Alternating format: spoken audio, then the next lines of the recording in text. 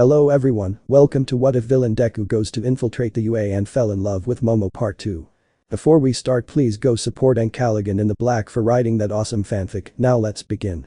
This is the translated version I made. There will be some wrong he or she calling here because it's translated, so let me clear this. Deku is a male in this story. Chapter 18. After Izuku ended up going with his classmates to the mall to do some shopping, although he met Muscular, apart from the fact that Izuku ended up giving Momo a necklace so that in the villain league she would receive some words of support from Kurogiri. The days passed and the class did something to go to a pool, but Izuku did not go to the place, making Momo feel a little bad for not having the green-haired boy by her side. At this moment Izuku was getting up to walk past the bar, but before he left he was stopped by Tamura, who stood in front of him. "Tamura, where do you think you're going?" "Izuku, I'm going to visit my mother's grave since I never knew where it was and I've never visited it before." "Tamura, you're not going to do it. Remember that when you joined the League of Villains you accepted that you would be in great debt for our help. You belong to us, stupid." He was finally silenced by a blow from Izuku that knocked him to the ground. "Izuku, in the end you're the stupid one. I don't know where my mother's grave is and I have to go to camp today, and you really think I'll end up there?" Izuku left the place, leaving an angry Tamura, while in one part, Izuku had already arrived, noticing his class, so that he was greeted by everyone. "Monoma, I heard that more than one member of Class A failed the test, so Class B is superior to Class A." Before Kendo could knock Monoma unconscious, Izuku stopped her. "Izuku, wait Kendo, first of all I'm not saying that their teachers are weaker or anything like that, but think about this princess. We faced Izawa, Nezu, Cementos, Midnight and even All Might himself, so the heroes we faced were not simple people that we could pass by as if nothing, but they are people who are more than dangerous and powerful, with whom you would not be able to fight. So I think the weakest is you, Monoma." But those words Monoma had no way to counter Izuku, so Kendo kept quiet so Kendo could take him away. "Kendo, thank you very much for keeping quiet without having to leave the unconscious."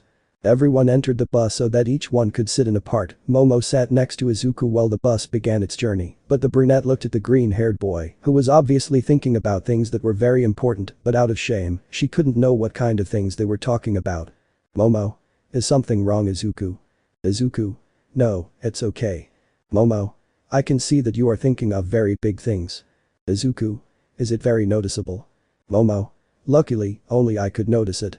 "Izuku, at least that's good, but well, I only thought about visiting my mother's grave, I never went and they never told me where she was buried."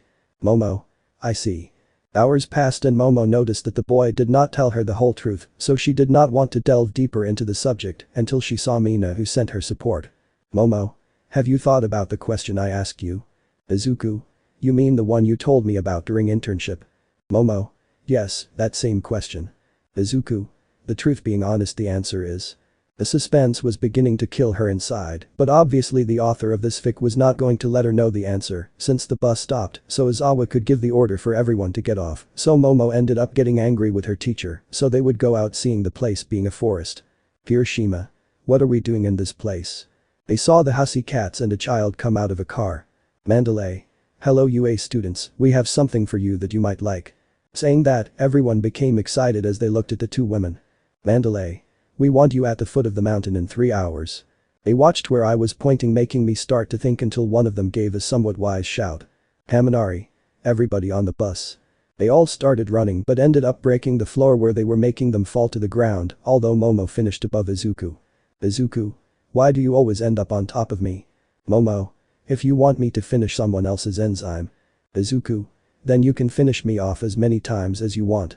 They got up to see Mineta, who ended up running through a bathroom because he had the urge to urinate, but an earth creature appeared, but before it could do anything to him, Izuku appeared in front of the creature, giving it a blow, destroying it. "Izuku, they said we have 3 hours to get there, so we have to start walking right now." "Todoroki, what's the plan?" "Izuku, it is more than obvious that we will go to the foot of the mountain, we have to get there."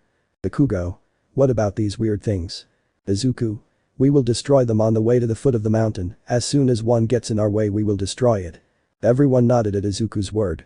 "Izuku, we'll go like this, everyone stay together and watch each other's backs, but I want Bakugo and Todoroki further away so I can defend the others and I'll fly to lighten the load." They all nodded as they began to walk towards the foot of the mountain, as Todoroki and Bakugo used their quirks to prevent any of those creatures from harming their companions. Lita gave strong kicks to everything that crossed her path. Aoyama used his laser, while Tokoyami was with Dark Shadow. Bajira used his tail, and Sato with Kirishima ended up crushing the creatures, but they saw a large amount of fire falling from the sky, making them see Izuku, who only looked around while concentrating on throwing fire to destroy the creatures, although it was somewhat difficult for the being, who had to avoid burning the forest around him, causing great destruction in the place before everyone's eyes. Although they had to continue with their thing since they could not let their partner do everything for them, although Momo noticed that although he protected everyone, he made sure that nothing bad happened to her, protecting her from a distance, making her smile at this.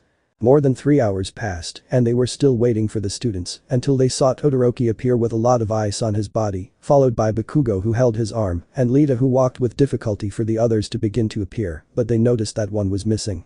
Izawa. Where is Midoriya? And that they saw Izuku coming down from the sky, showing signs of being tired, but not as much as the rest. All. Why did they say 3 hours? Ryuko. That's what took us apart. You all don't look that bad, especially the three of you.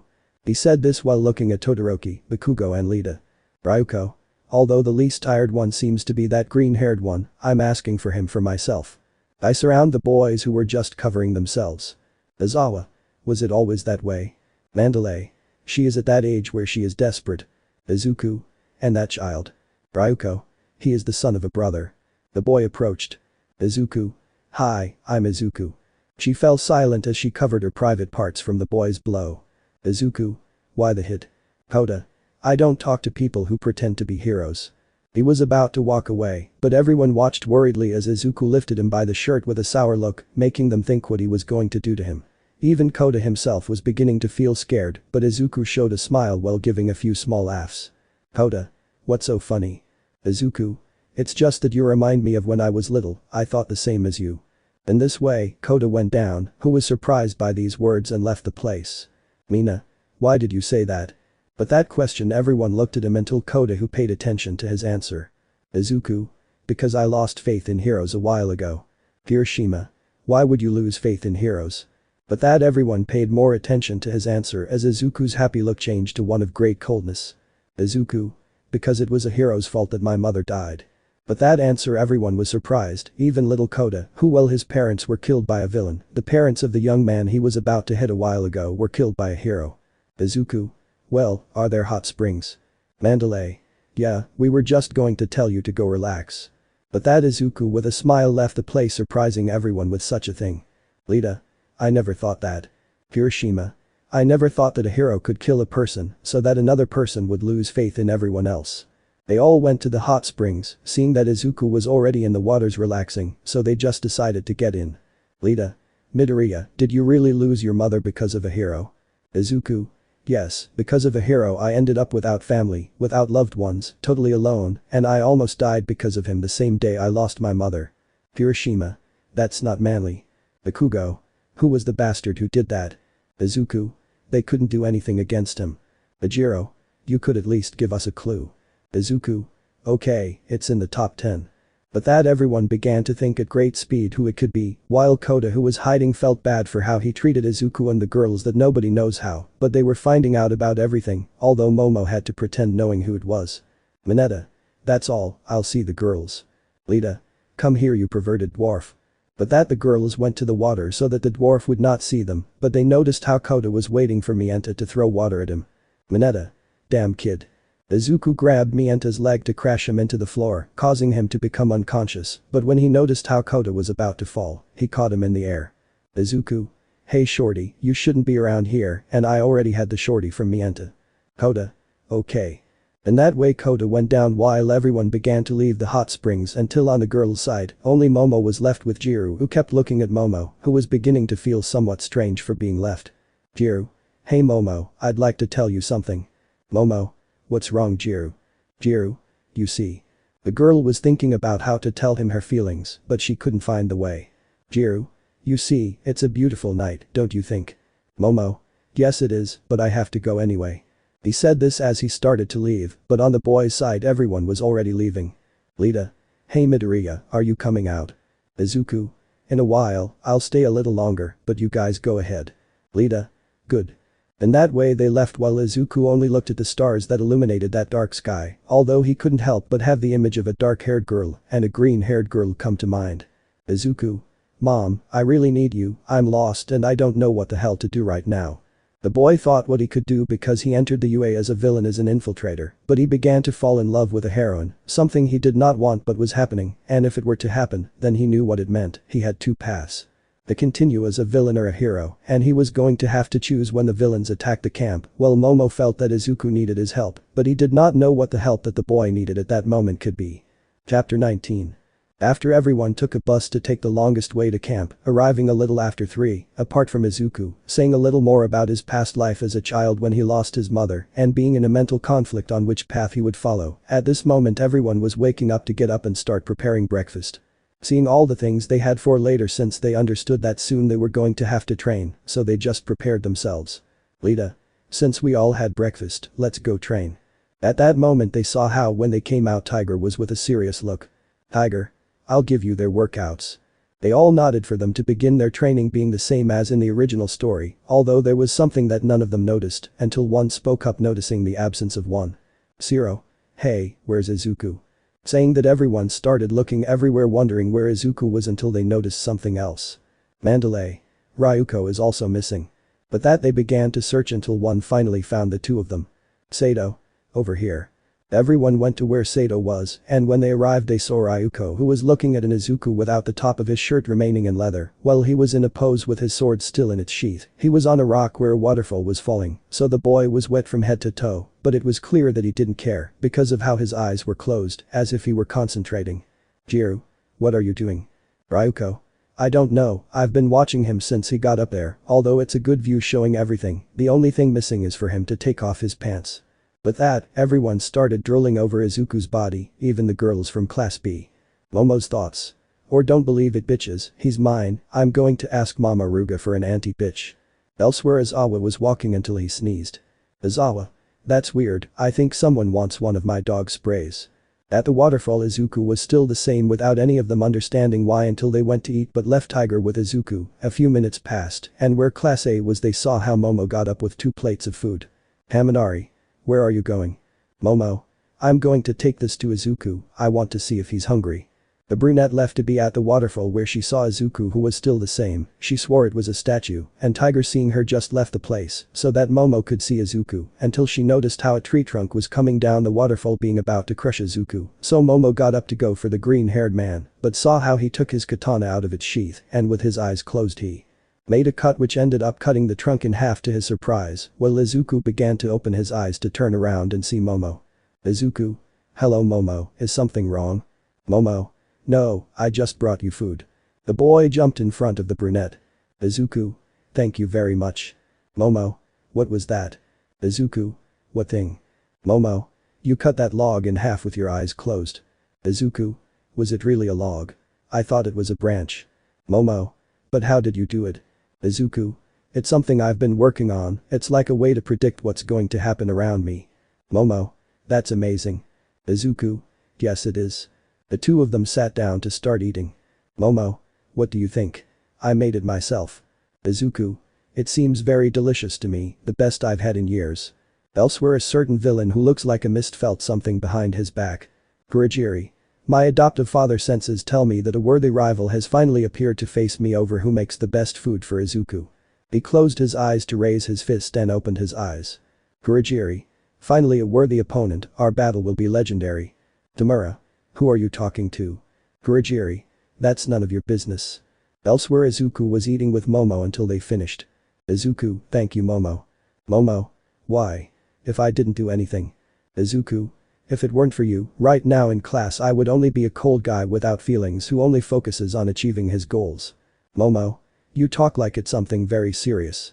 Izuku. It's because it is, being as honest as possible with you, it's been a long time since I had a smile of joy, one of those smiles which are when I'm truly happy. Momo. I'm very happy about that. He watched as her smile faded to a sad one. Momo. Is something wrong? Izuku. It's not just that I want you to do me a favor. Momo. Which one? Izuku. Without a day like this I'm dangerous to the point of being a danger to everyone, promise me that you're going to lock me up in Tartarus. Momo.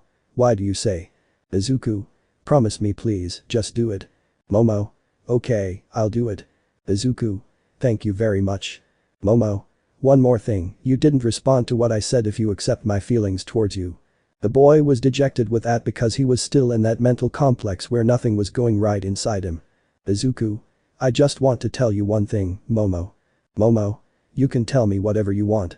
Izuku. You see, I didn't always tell the truth to all of you, more than once I had to lie to you about certain things, and very few times I told the truth, but I would never dare to lie about one thing. Momo. And what is it? Izuku. Well, I think I like you, but not as colleagues or friends, but as something more. Momo. You say you love me? Izuku. I think so, I think that's the feeling I have towards you that for a long time was confusing me inside and I didn't know what to do or say even once. But that the girl felt happy, but the next words confused her. Izuku. Even though I love you and you love me, there's still something that doesn't let us be together and sooner or later you'll find out. She watched as the green-haired boy took the dishes to wash them, but she still had doubts about why he made her promise something like that, just like those words that there was something that didn't let them be together. Hours passed and everyone had been in a quiet place. Haminari.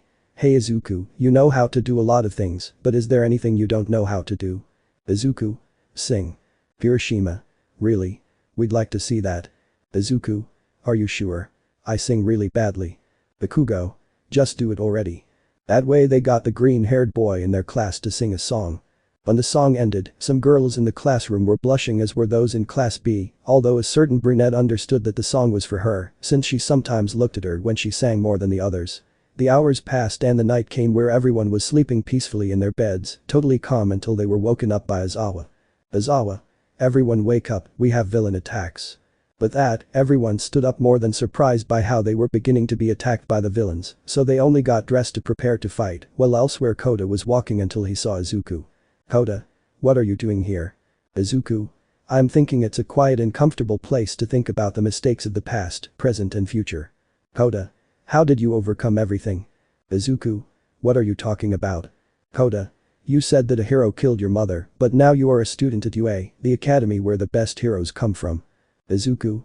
You see, Kota, I didn't always want to enter, in fact from the beginning I didn't want to be in that place, but on the contrary, I wanted to leave that place as quickly as possible, but I end up wanting to stay in the UA with all of them. It's a little difficult to explain, but well, they are details that can't be changed, but you don't have to end up like me, you have to be a great hero. The boy did not fully understand that until out of nowhere he felt someone grab him by the shirt and lift him up, seeing that where he was ended up being destroyed because of a blow, so that he would see a villain.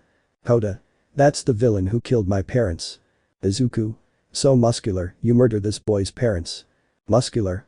Yes, and now the son will accompany them. Izuku. I'm afraid that won't be possible, you better go because All Might is not here, so your services in this part are not needed. Muscular. At least let me kill that dwarf.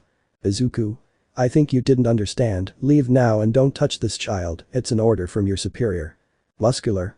You are not my superior. He tried to hit Izuku, but ended up failing as Izuku dodged it with a jump, so that he ended up in a part where he left Kota on the floor. Izuku. You better stay here Kota, I'm coming. Izuku turned around to start walking as Muscular showed a sadistic smile. Muscular. What are you going to do? You're going to face me. Izuku.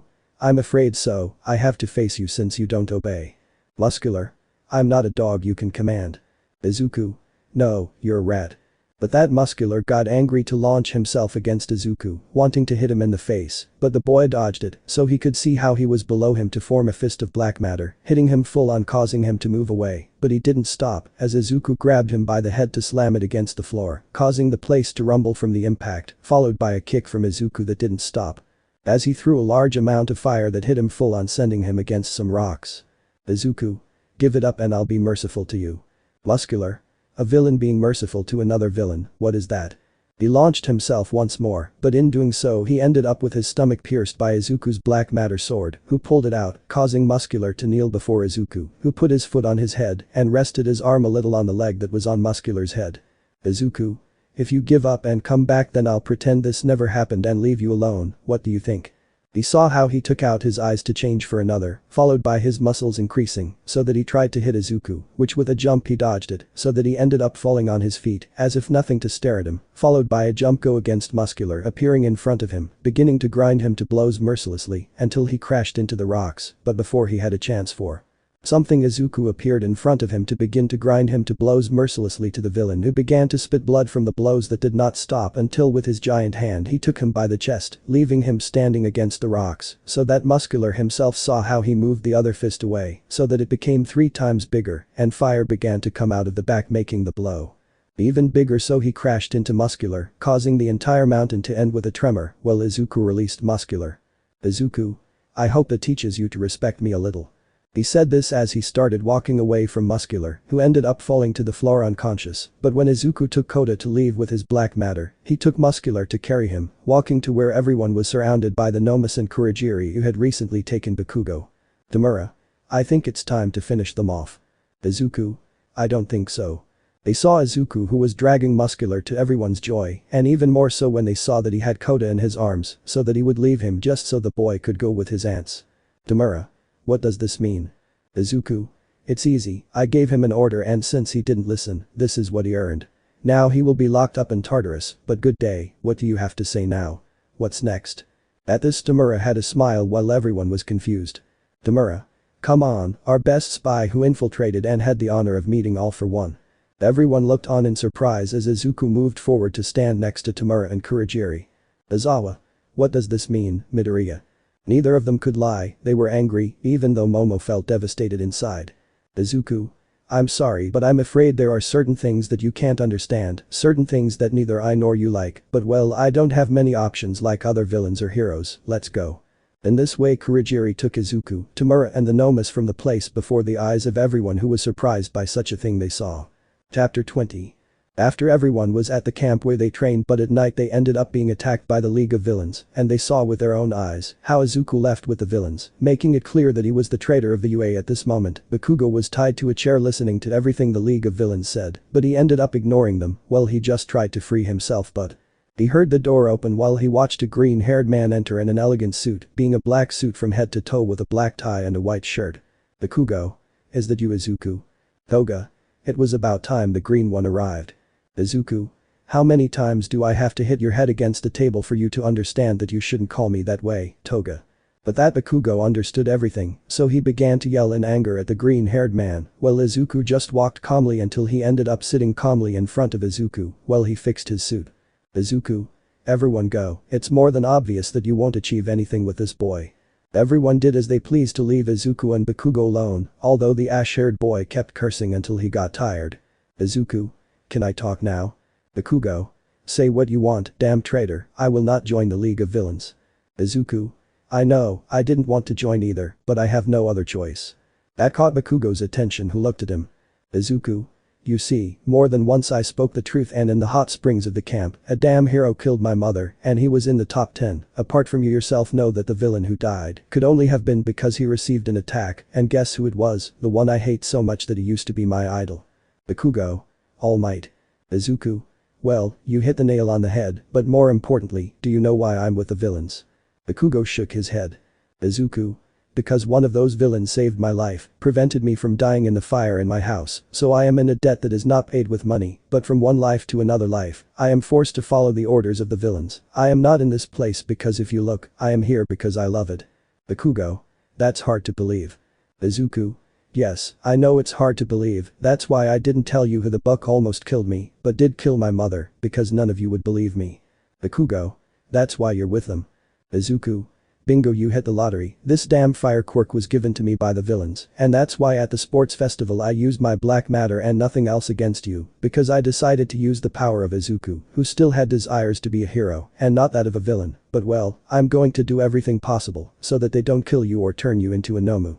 He got up to leave the place walking a little, but before he could realize it, someone put a collar on him that activated it, causing him to hit him, seeing a clone of twice that he ended up destroying. "Izuku, what the hell?"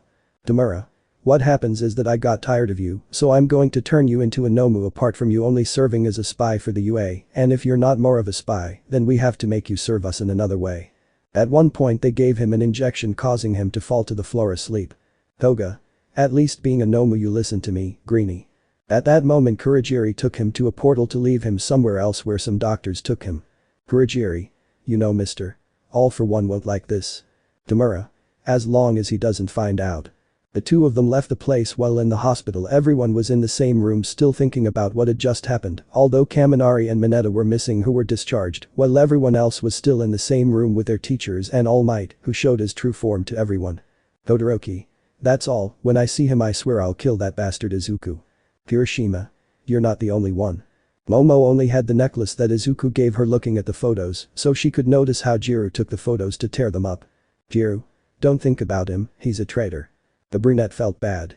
All Might. I'll go find young Bakugo. Before he left, they saw how a portal was made in the door through which Kurogiri appeared, making everyone get into a combat stance and ready to fight. Kurogiri. Calm down, I'm here to talk. Izawa. How can we trust you? Mandalay.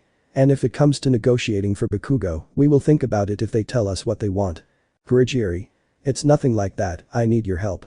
When he said that, everyone became confused. Nezu. What help? Kurogiri. They're planning to do something very bad to Izuku. Hiroshima.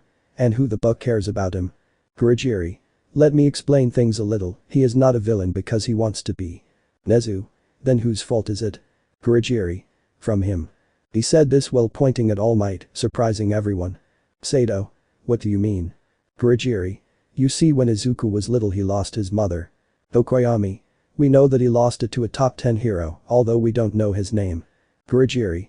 That hero is All Might, even though he noticed the presence of Izuku and his mother in the house, he still sent the villain to the gas part of the house, causing it to explode, but instead of doing something with a real hero, he left the place. Everyone looked at All Might who lowered his head. All Might. What you say is true, I did that.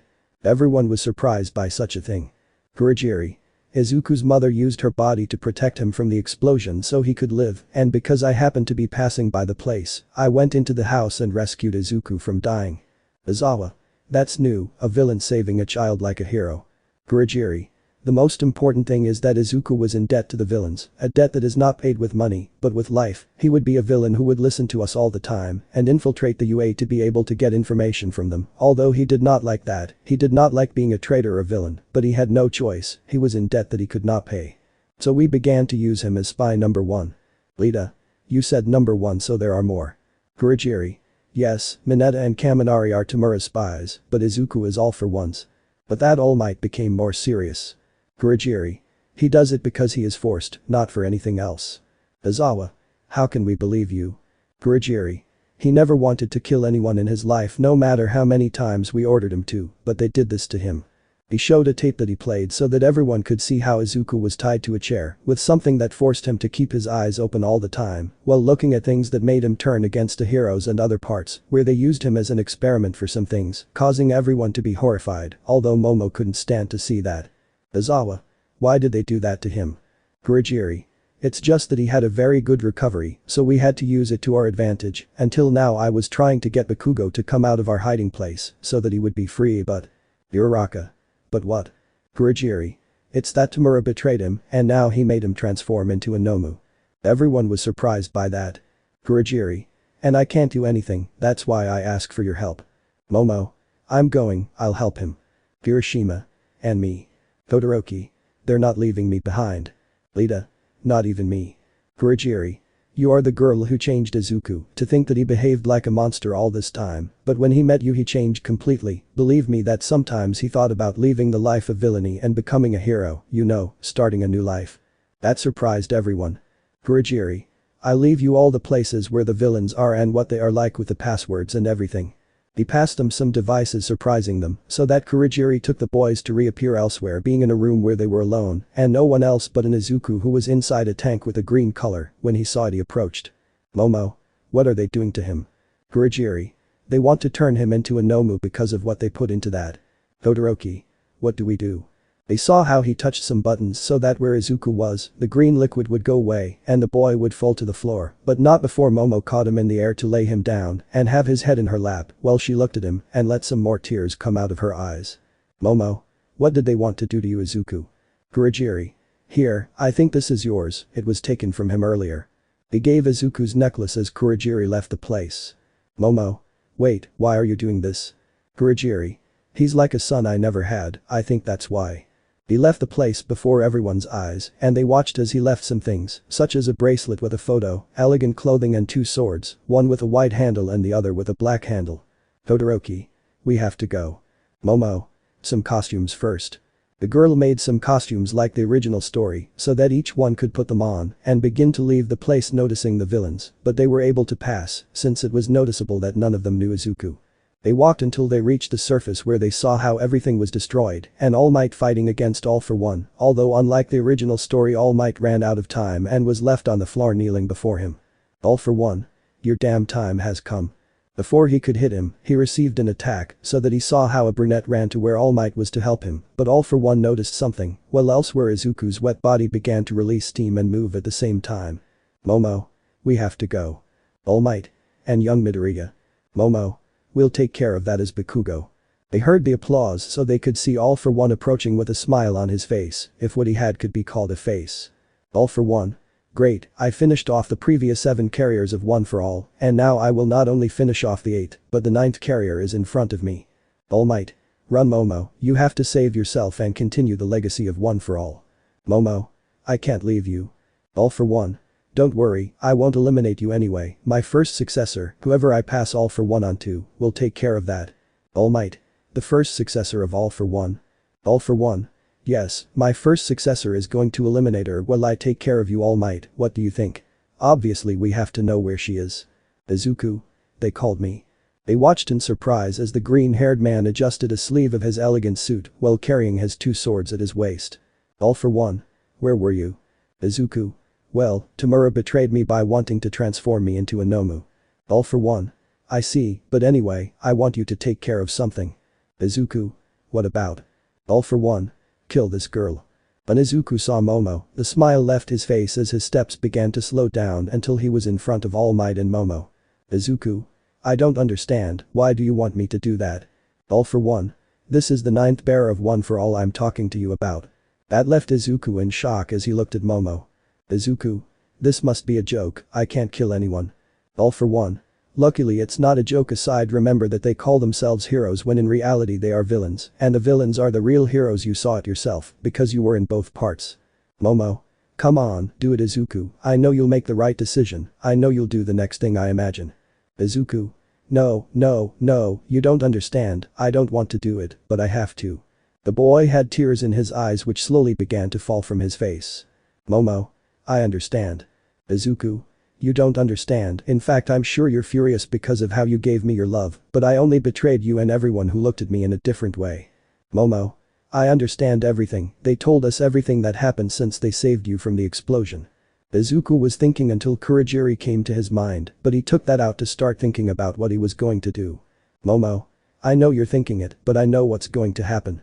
The boy was thinking 1,000 times a second, but at one point he swore he saw his mother in front of him with a smile, while she nodded her head, so he could see Momo who was smiling, but something he noticed was that she had in her hands the photo of her arm with her bracelet and in the other, the necklace she gave him with the photo they took together. All for One. What are you waiting for? It's your chance to bring peace to the world. Izuku. If it's my chance, you said it yourself, I represent All for One, and you told me that the decisions I make from now on are going to be for the good of the whole world, the ones you know are correct. All for One. If now it proves it. He saw how her face of confusion and sadness changed to a smile as she took her katana out of its black sheath and raised it in the air, causing the reflection to pass over Momo's face until she had it at its highest point and everyone watched as she was going to kill the girl. All for One. Now give peace to this world.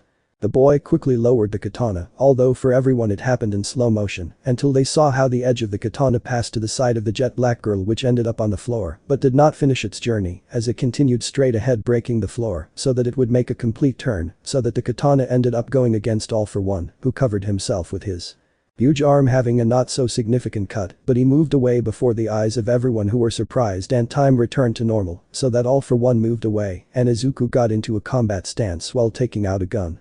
All for One. What the hell are you doing? Izuku. It's not obvious, give peace to this world, Momo thank you very much for helping me see the path I have to take, now go with All Might I'll take care of him. He said this with a smile on his face, looking at Momo, so that she could look back at All for One who looked upset. Chapter 21. After Izuku left his companions although he was betrayed by Tamura, who wanted to make him a Nomu, but ended up being freed by Kurogiri and beginning to be helped by some of the A-class, so that in the end he ended up attacking All for One with his katana and was in a combat pose with a gun in hand, making it clear that he was ready to fight. Everyone looked at the green-haired man who was once a villain who had just attacked the one who would be his boss without any fear and making clear intentions that he did not want to fail in that cut. All for one. What the hell are you doing? Izuku. It's not obvious, give peace to this world, Momo, thank you very much for helping me see the path I have to take, now go with All Might, I'll take care of him. All for one. I ask you a question. Izuku stopped smiling at Momo to stare at the villain with a serious face. Izuku. It's true that I was in a life debt with you, but since Tamura wanted to make me a Nomu. He put on a smile, making her end up getting angry. Izuku. Since then I am no longer indebted to you or any other villain, now I have the opportunity to return every blow, every cut, every torture you did to me before. All for one. Idiot kid, you were going to have great opportunities with me. Izuku. Yes, but everything is over. The boy launched himself at All for One in front of everyone's gaze, who only watched as he began to shoot at him, causing him to cover himself, but he did not stop, as with the katana he managed to make some cuts on All for One's body, who recovered from the cuts to try to attack Izuku, but the boy was too fast. Tamura. No sensei. He was going to run, but he saw Kurogiri appear in front of him. Tamura. We have to help sensei. Kurogiri. And I have to do what I should have done a long time ago. That confused him until he saw how the heroes appeared to attack the villains while somewhere else. Mineta. Kurogiri is betraying us. Haminari. But if he's doing that against the villains, then don't you think? He couldn't finish speaking as more heroes entered his house to take them. All for one. You don't understand, you said it yourself, you can't handle me. Izuku. Yes, but not only can One for All destroy All for One, but All for One itself can be destroyed with its power. He said this while making another cut that he dodged to launch against Izuku, who at this had a smile to make more cuts on his body before everyone's eyes. With Momo he was helping All Might get to where his companions were. Todoroki. So he's on our side now. Momo. He no longer owes that debt to the villains, he can attack them now. Lita. Well, he takes care of that, we're leaving here. Momo. Wait, he can't fight the number one villain alone, he couldn't fight All Might, let alone him. Everyone watched as the boy was shooting at All for One to spin and make another cut, but the villain returned to the attack, so Izuku continued dodging to form a counterattack. Hiroshima. Yes, we know he can't, but we don't know if we can help in any way. At that point they noticed the rest of their class arriving at the place. Uraraka. Kaminari and Mineta have already been arrested. Jiru. We have to go, this place is very dangerous. Momo. No, we have to help Izuku, he can't do it alone. Jiru. I know he can't do it alone, but he betrayed us all, we have to go. Momo. Just look one more time. They looked at Izuku, who kicked All for One, but he took out some whips from his finger, with which he took Izuku to lift him in the air and crash him against the floor, but he didn't stop as he hit him in the face, making the floor shake to lift him and throw him against a rock, causing him to crash against it, but he couldn't do anything when he received another blow from the villain, causing the rock on his back to break, but Izuku tried to push him away with the dark nebula, but out of shame, it didn't help much against the villain, who caught up with him to hit him full in the face, sending him flying, making a line of destruction. Momo. He won't be able to fight him for long. Tokoyami. Yes, we know that, but it doesn't matter. Sato. We have to go, he's a traitor who wouldn't give his life for us. Momo. Are you kidding? Now we're seeing that he's fighting the number one villain in order to save us, and he knows he can't do anything about it, and you guys say he wouldn't give his life. All Might. I think I have some energy left to be able to give the last blow of my life. Bakugo. What is All Might talking about? All Might. It's my fault that young Midoriya is a villain and it's time to fix it. Bakugo.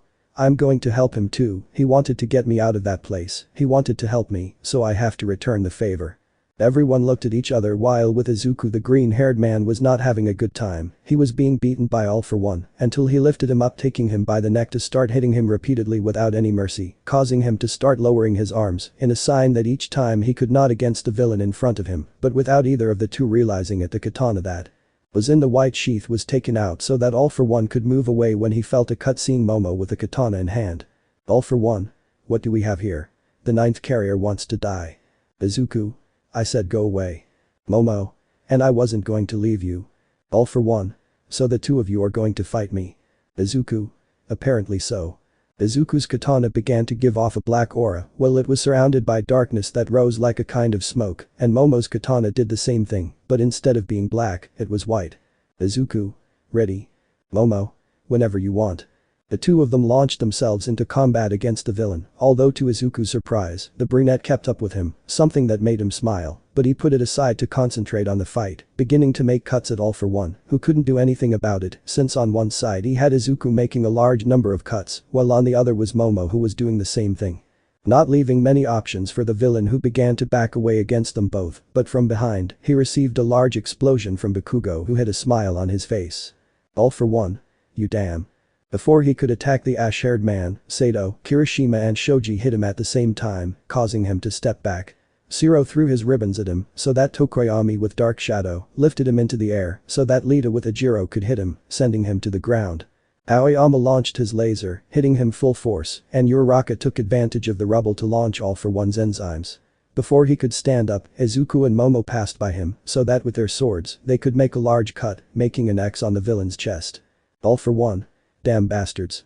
Before he could move, All Might was already in front of him, preparing a blow with all the strength he had left to give the last of one for all he had against All For One, who was sent flying, so that he would crash against the ground, creating an explosion along with a cloud of dust.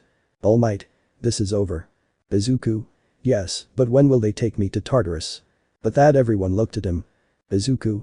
Since they are angry with me and want to hit me but later when there are no cameras. All Might. Let's go to the doctor first and then we'll see about that. They started walking away from the place, but Jiro ended up approaching Momo. Jiro. Hey Momo, there's something I've been wanting to tell you for a long time. Momo. What is it? Jiro. Well, I don't know how to say it, so I have to prove it. The girl approached him to give him a kiss, although Momo, apart from getting nervous, noticed how Izuku was looking at them, so she did nothing, but in a second Izuku grabbed Jiro by the arm to throw him away to the side, just like Momo, making Jiro angry. Jiro. What the hell is wrong with you Izuku? When everyone heard that they looked at the green-haired man to be surprised at how All For One was still standing while Izuku stopped one of his blows. Izuku. Now I really have to finish you off. The boy tried to hit him, but the villain dodged it, followed by another and another, until he grabbed him by the arm. All For One. Let's see how much longer you can last.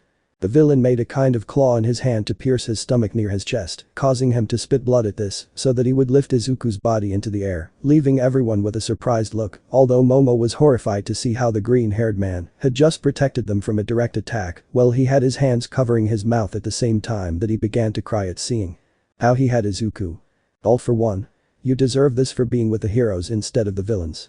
With one movement he threw Izuku's body to the side, making him spin around the floor a few times until he was face up, spitting out more blood with his stomach and part of his chest pierced. All For One. Didn't you seriously think that with it you would defeat me? I expected it from all of them but not from you, my successor. He began to lift Izuku in the air before the eyes of everyone who was surprised by how he did that to the green-haired boy. All For One. You are not a villain or a hero, not even an anti-hero, you are just the scum of this planet. With a movement of his hand he sent Izuku flying somewhere else, causing him to end up on the floor, spinning around until he was face up trying to heal himself. All For One. Nothing you try to cure will work, now only death awaits you. The boy spat out more blood as he looked at the sky, thinking of many moments. All For One. Now it's your turn. He said this while looking at the class who were in a battle stance looking at All For One ready to fight. Todoroki. Let's not let him get away. They began to attack All For One with Todoroki's ice, Bakugo's explosions, Aoyama's laser, but things did not stop as some like Endeavor arrived at the place who began to throw a large amount of fire, Mirko who was giving more than one kick, Kaiga who used his feathers, all of them attacked All For One who only endured the blows. All For One. Nice try, but I'll show you what an attack is. At one point a shockwave ended up destroying everything, although causing everyone to be injured and fall to the floor, but All For One managed to see how Momo stood up, so he walked towards her to grab her by the neck and lift her up. All For One. In the end, I will end the life of the ninth carrier. Izuku turned his gaze slightly to see All For One about to give Momo the final blow, but when he threw the punch, it hit the air, so he could see Izuku on the side with the brunette in his arms. Izuku. It's time to end this. The boy left the brunette on the floor to see All For One, while he began to take out a large amount of fire to launch into combat, arriving in front of the villain to give him a blow that was loaded with fire, sending him flying, followed by going against him to give the villain more blows. Not leaving him a way out with what he can against the green-haired man, while everyone began to see the fight that was taking place. Bakugo. What the hell are you planning to do? Todoroki. He can't beat him. All For One. You can't beat me, what tells you that you'll beat me? Izuku.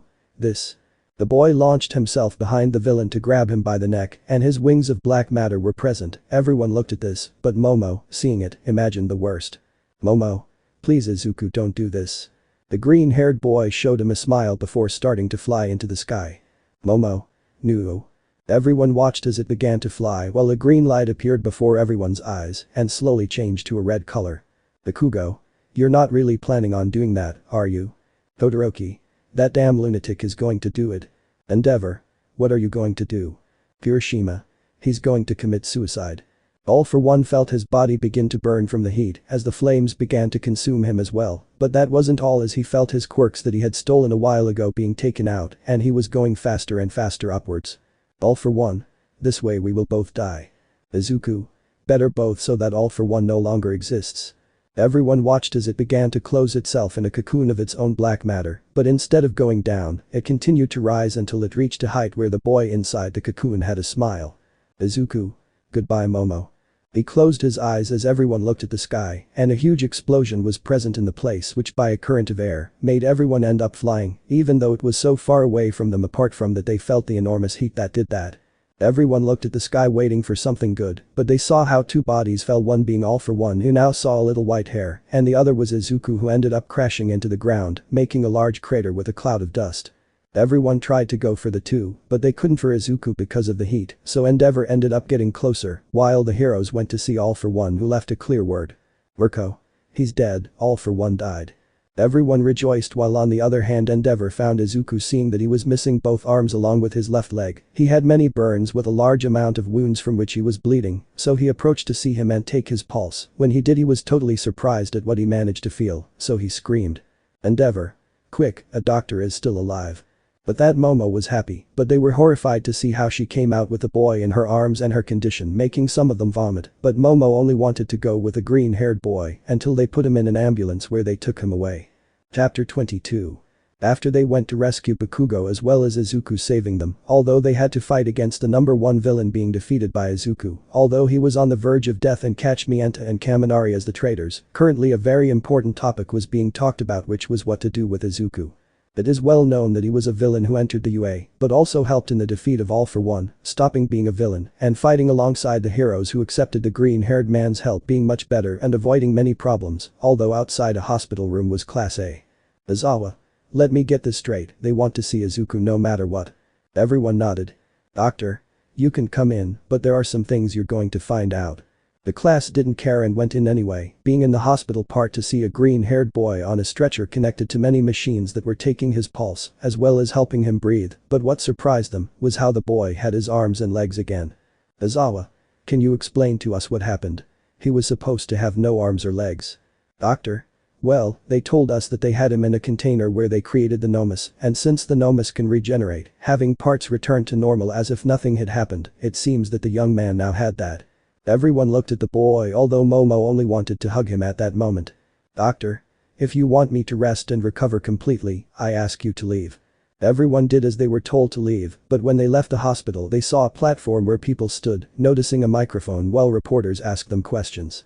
Reporter 1. The villain Izuku Midoriya is still alive. Reporter 2. Will he be taken to Tartarus? Reporter 3. How do you feel after watching it again? These and more questions were asked until one caught everyone's attention. Reporter 4. What will be the punishment they give him or will he accept it? But that everyone looked at the answer they could give, but they heard how the doctors began to make a scandal at the entrance, as if they did not want a patient to leave, so that everyone could see surprised how the successor of All for One of the traitors of the UA, who was taken as the most dangerous possible villain Izuku Midoriya was walking with a little difficulty as he took slow steps, while some of his blood fell to the floor with the bandages still stained. The boy walked until he got onto the platform, causing almost everyone to get into a combat pose, but they saw how he only took the microphone. Izuku. Even though I was in a coma, I could hear the whole scandal about what to do with me, so I left to calm things down and give some answers. His voice was heavy, and it was clear that he had difficulty speaking while everyone was attentive to what he was saying. Izuku. I accept that I am a piece of shit, a scum, I betrayed the trust of the heroes, I betrayed the villains, and it is more than certain that I am not an anti-hero, but I name myself as the worst scum in the world, and I will accept the punishment they give me in total. I do not care as long as they stop talking about this subject. Everyone was surprised by the boy's words until they saw someone else come up, being his symbol of peace All Might who was in his true form that everyone immediately recognized and who only had a microphone. All Might. I will also accept the consequences of my actions. Saying that, everyone was surprised as they looked at All Might, who noticed the doubt in them. All Might. You see, so you understand it in a few words, I was the one who killed young Midoriya's mother, I am the main reason why he has been a villain, and I found out when at some point he was young Midoriya's idol, so I am to blame for all that. He said this to show how he caused the death of Izuku's mother and how Kurogiri, who appeared in the recording, saved him, leaving everyone more than surprised. All Might. I ask you not to do anything to the boy, now he wants to remedy his sins, and he showed it when he fought against All for One, despite being about to die he did not care, that is why what I ask of you is that you give him one more chance. Everyone looked at each other because if the great All Might said something like that, then it was because he truly wanted them to give Izuku one more chance until one jumped. Man. Let's give it another chance. Man too. That's true, if All Might says that then he's telling the truth. Everyone began to support the idea that Izuku ends up with one more chance, surprising him, so he only let out a few tears from his eyes that not even he could contain, being noticed by everyone, and without realizing that the microphone was very close to his mouth, he said a few words that everyone heard.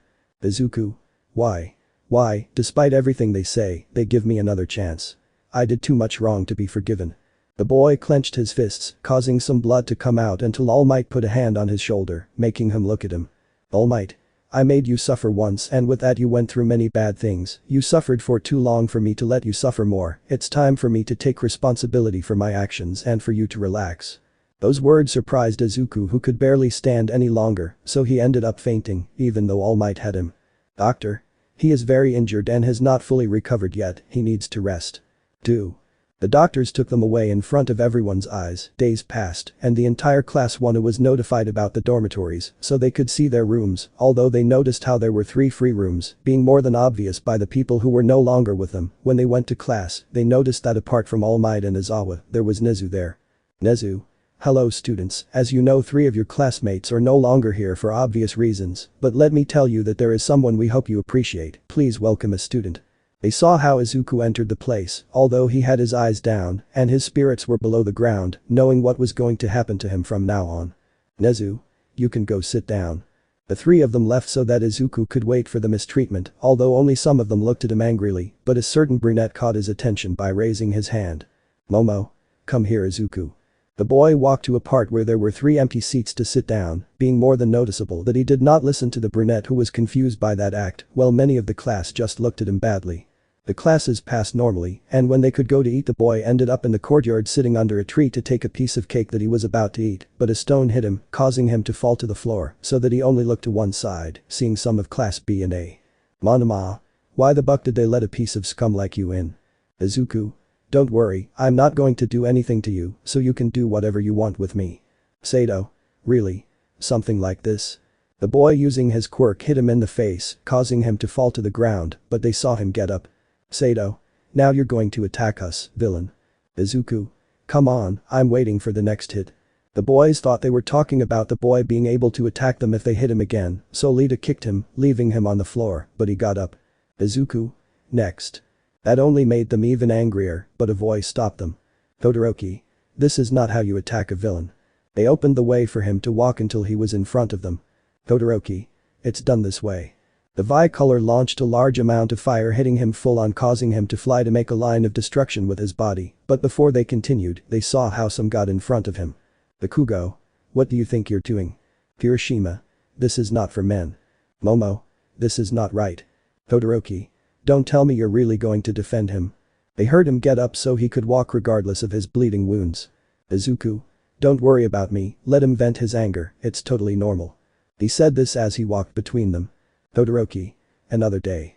They left before everyone's eyes. Momo. Are you okay? Hiroshima. They don't know how to respect when someone truly wants to redeem themselves.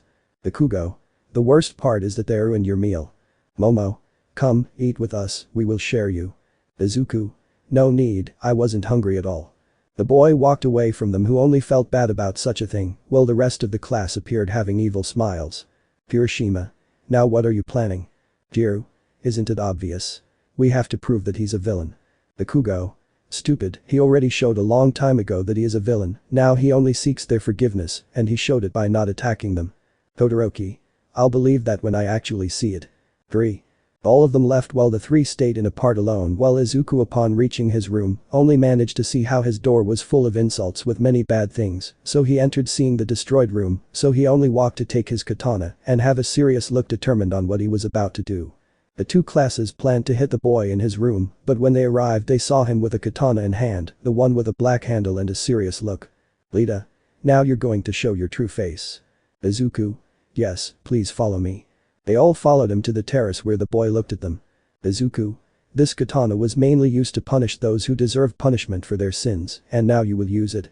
I throw the katana at him causing him to catch it, and Izuku just kneels. Izuku. If you really want to punish me and show your justice, show it to me now that you have the chance. With that, one by one he passed with the katana, stabbing the green-haired man in different parts, not vital but painful, while Izuku accepted the pain until they all passed. Monoma. Because you just don't die and that's it. Okoyami. That's true. Izuku. Then that is your wish and I will fulfill it. They saw him take out a knife and point the edge at his chest. Mina. He's not serious. They saw him bring that weapon closer to his chest. Shoji. He's just pretending he's going to do it. They noticed how the knife reached their skin, beginning to draw blood as it went deeper and deeper, surprising them. Todoroki. He's really going to do it. Hendo. It can't be true that he's going to commit suicide just because we see it as the true punishment he deserves. In another part of the dormitories the group of three arrived seeing that nothing was happening and there was no one there until they heard everyone celebrating loudly. Bakugo. Izuku's katana is not the same as his. But that they thought the worst, so they began to go to the terrace to enter seeing how the boy was about to commit suicide while the others only tried to stop him with words. Lita. You're really crazy to do that.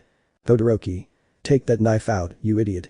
That's how they shouted at the young green-haired boy, but nobody did anything about it, so they ran as fast as possible to take his hand and stop him. Momo. What are you doing, Izuku? She noticed that he wasn't listening to her because of his eyes that looked as if his soul had left him, but when they took his pulse, they noticed that he was still alive, so they took him to take him to the place. Bakugo. I hope you're proud of this. They left the place with the green-haired man taking him to the medical section. Chapter 23. After Izuku tried to show everyone that he really wanted to redeem himself by letting them beat him to the point that he ended up in the medical part.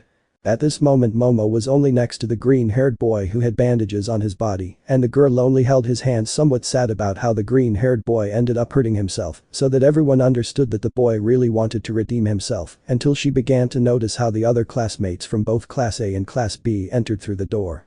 Causing her to show an annoyed face as she stood in front of Izuku. Momo. What now?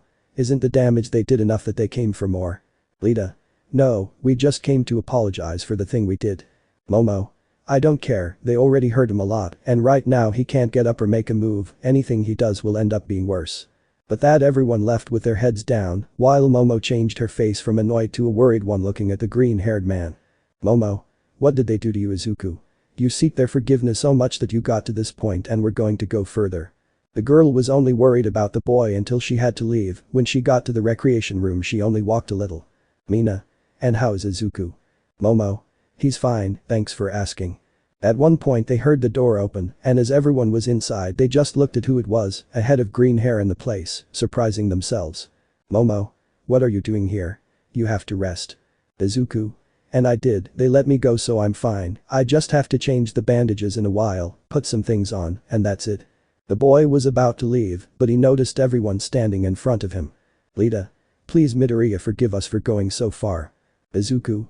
You don't have to forgive yourselves, but the opposite, what you did a while ago was fine, you just felt great anger, and you had to take it out on something, nothing more than that, I don't blame you for anything, I deserved it anyway. Hiroshima. Yes, but you've been saying that for a long time. Everyone paid attention to those words. Hiroshima. At the sports festival when Todoroki hurt you internally you said that you deserved it, which means that you have been hurting yourself like that for a long time, without telling us anything because you think you deserve it. Izuku. And it's going to stay that way. The boy began to walk before everyone's eyes as he entered his room.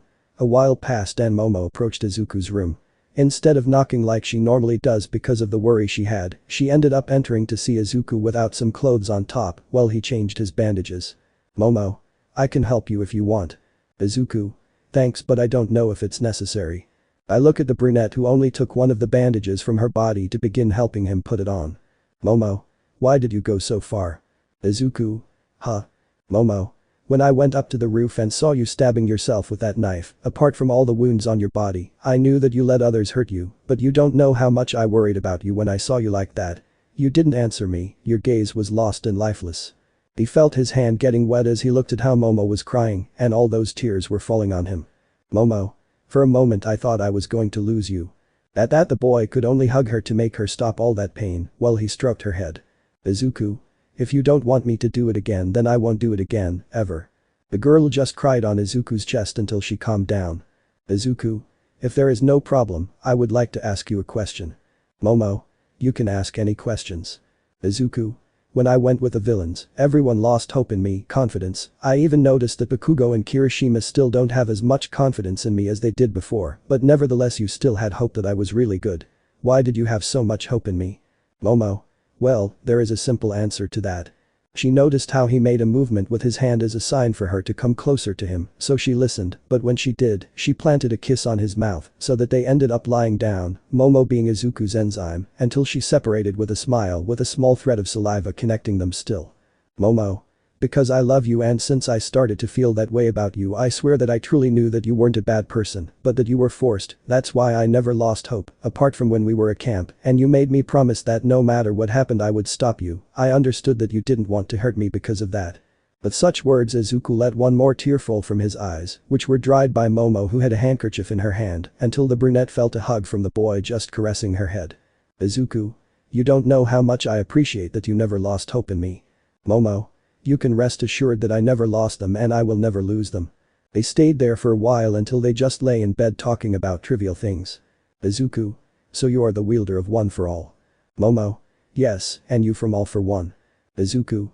It seems very ironic, don't you think? Momo. What thing? Izuku. The One for All was created to fight against the All for One in order to stop him at all costs being enemies to the death as long as one fell dead, but now the two of us the bearers of those quirks are lying in the same bed kissing and more. Momo. Now that I think about it, it seems that way, but one thing, do you know what happened to Kurogiri? Izuku. Well now he's in a house where all his movements are watched, it has to be some time before they let him go. Momo. And you can leave the UA? Izuku. Yes, but I need to have someone watching me. Momo. Could that someone be me? Izuku. Yes, as long as he sees all my movements. He saw how, while lying on his back, the brunette turned around to face the green-haired man. Momo. Then in that case we'll have to start going everywhere together. The girl had a smile, but at one point something came to Izuku's mind and he just got out of bed. Momo. Is something wrong? Izuku. If there is something that I haven't done until now and I don't know if I should or shouldn't do it, but oh well. She watched as he knelt before her to look her in the eyes. Izuku. Momo yaoi rozu, would you like to be my girlfriend?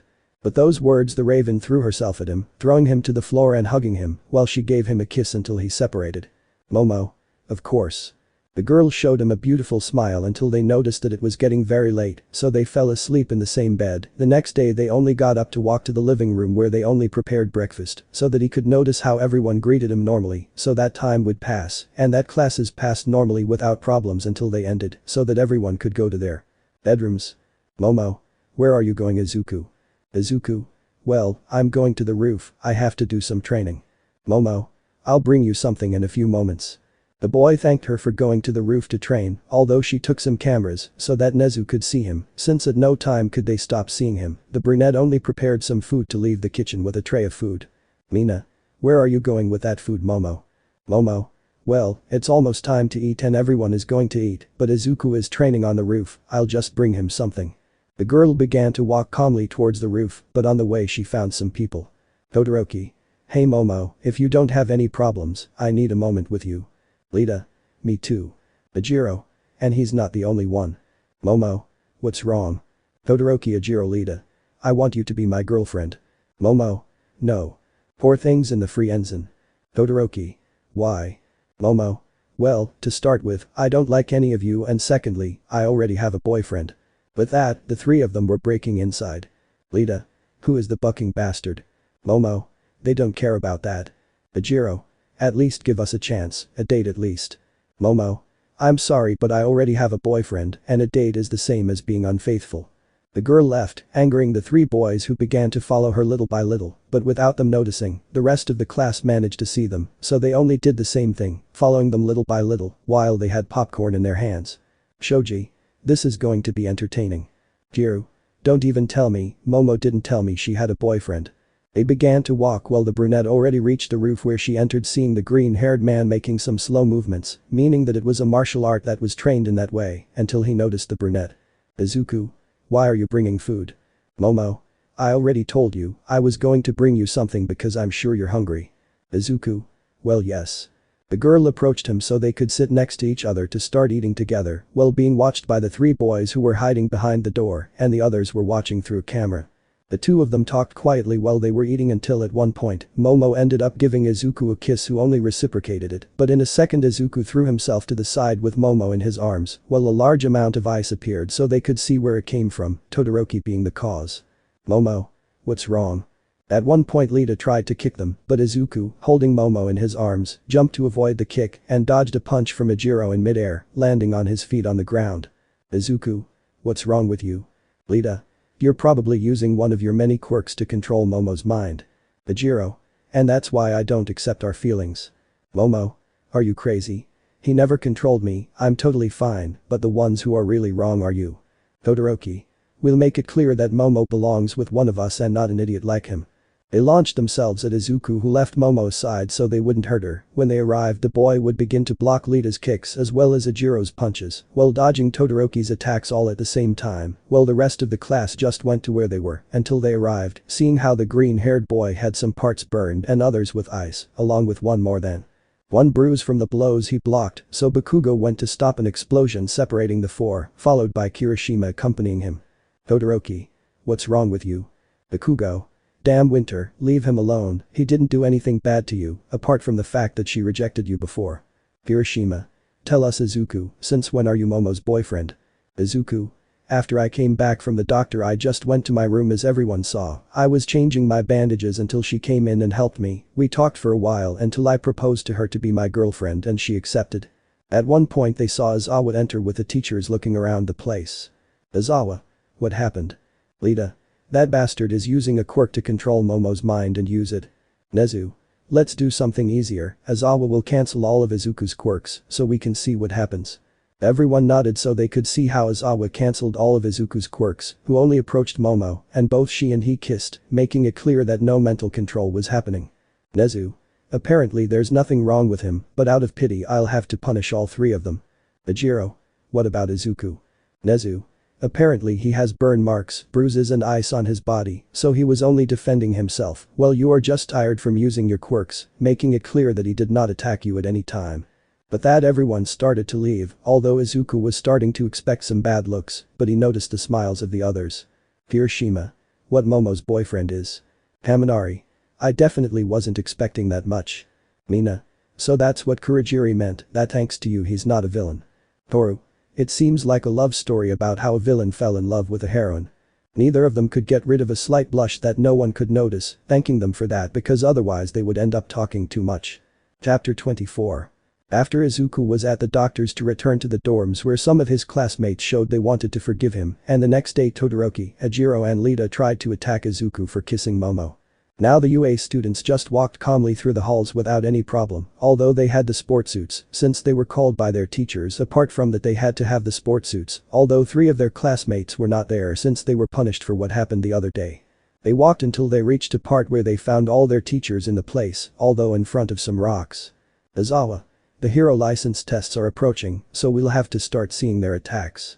They all nodded at that and began to approach. Izawa. Keep in mind that we're going to see your skills. At one point Izuku noticed how one of the teachers approached him with him in front of him, although the teacher had a serious look. Izuku. Is something wrong, Professor Ectoplasm? Ectoplasm. Yes, I want you to come with me, since you are going to train part of your skills with me.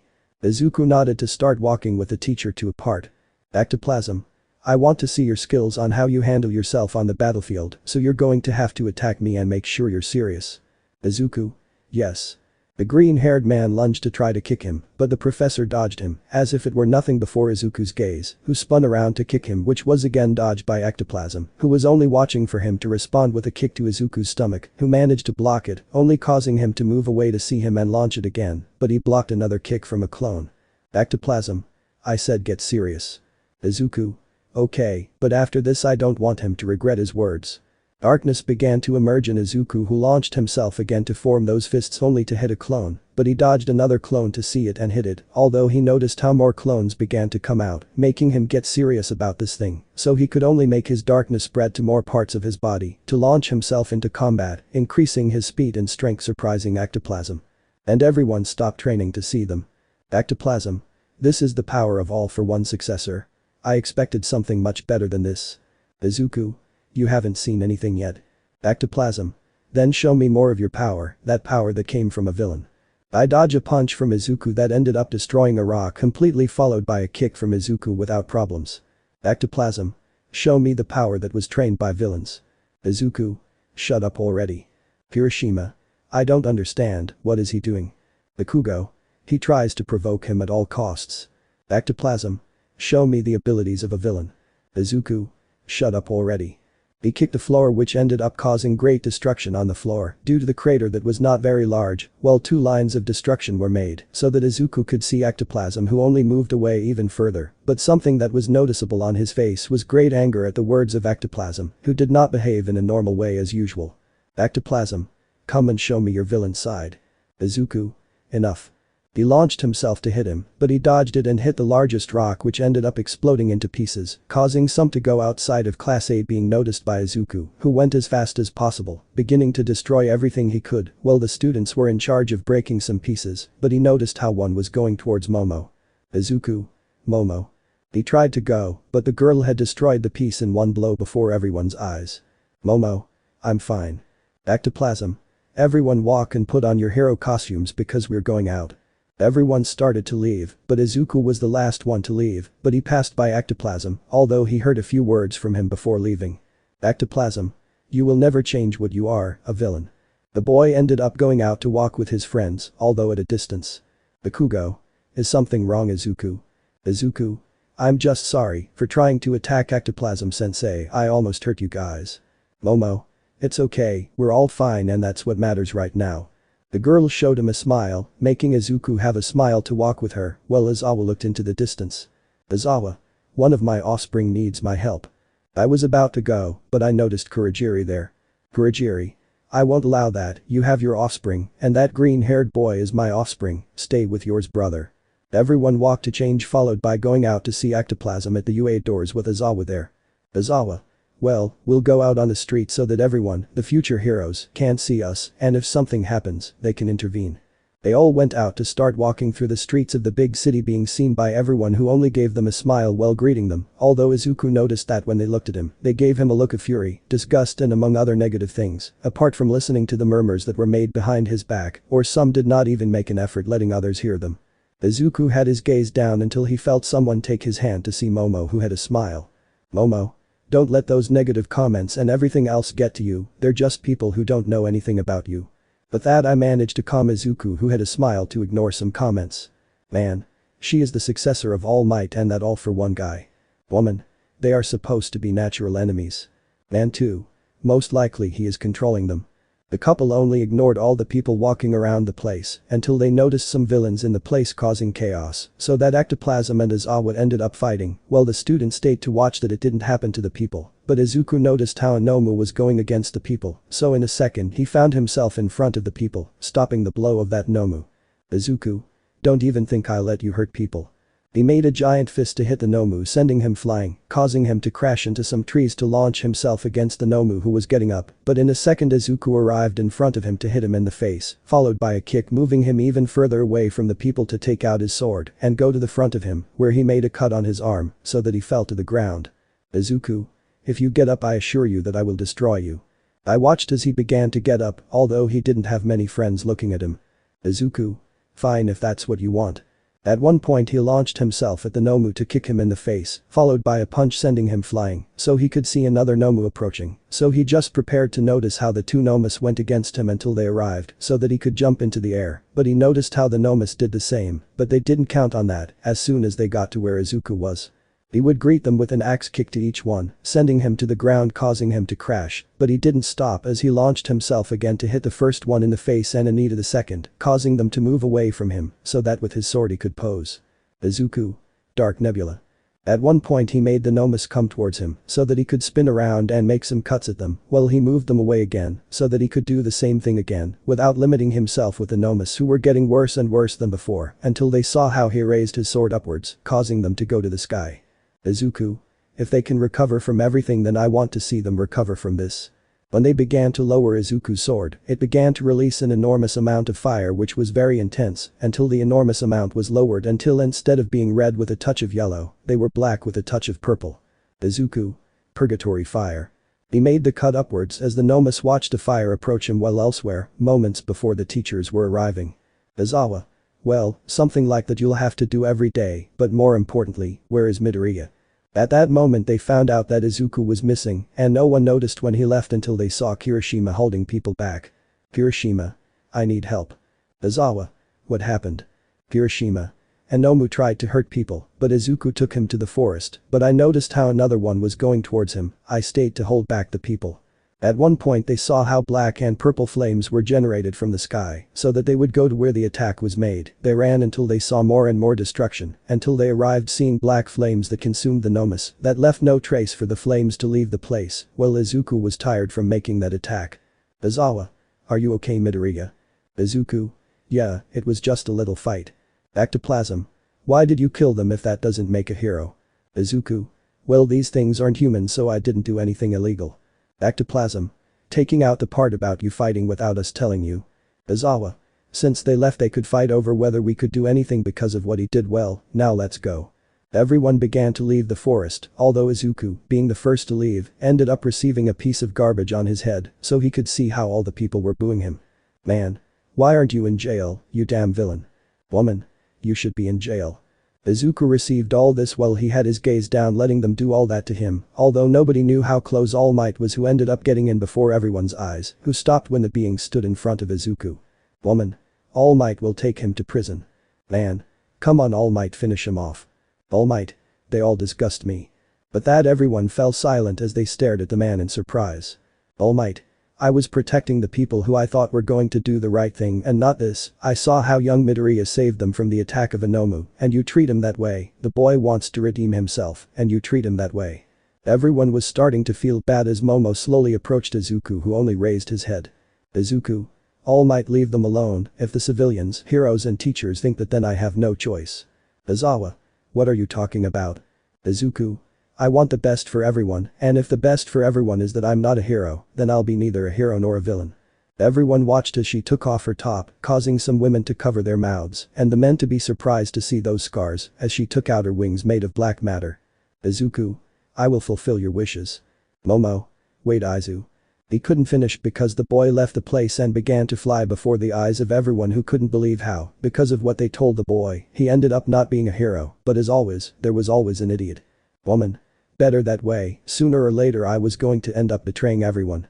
At one point he received a blow and Momo was the cause of this. Momo. Shut up, damn it, you didn't even get to know him, and you say that about him. He risked his life so that you could stay alive. He almost died in the battle against All for One, and all of you treat him this way. You're definitely disgusting. Everyone started to leave as people just realized what they did while Izuku was flying as the boy began to let his tears fall from his face. Chapter 25. After everyone did a little training where ectoplasm ended up bothering Izuku so that they ended up in the streets where all the people looked at Izuku badly being that in one part he had to fight against two Nomus and when the fight ended all the people ended up booing him so that he would leave the place flying before everyone's eyes. Now everyone was in the bedrooms depressed since they had not had any inflationary news about Izuku for days who was still missing without having left any trace of him in the place being worse, although more for a brunette who wanted to have the winged green-haired man next to her since she had a photo of him when he was with her. Momo. Where are you Izuku? At least give an indication that you're still alive. The girl kept looking at Izuku's photo until everyone noticed how a certain pink-haired girl entered the arcade more than agitated, as if she had seen something. Lita. What's wrong, Mina? It looks like you saw something. Mina. If they put the news on now. Everyone listened to the news broadcast showing a bank where the heroes took the villains away from the place. Newscast. The heroes are taking out some villains who tried to rob a bank. Bakugo. And what the buck do we care about this? Mina. Just watch and listen. Newscast.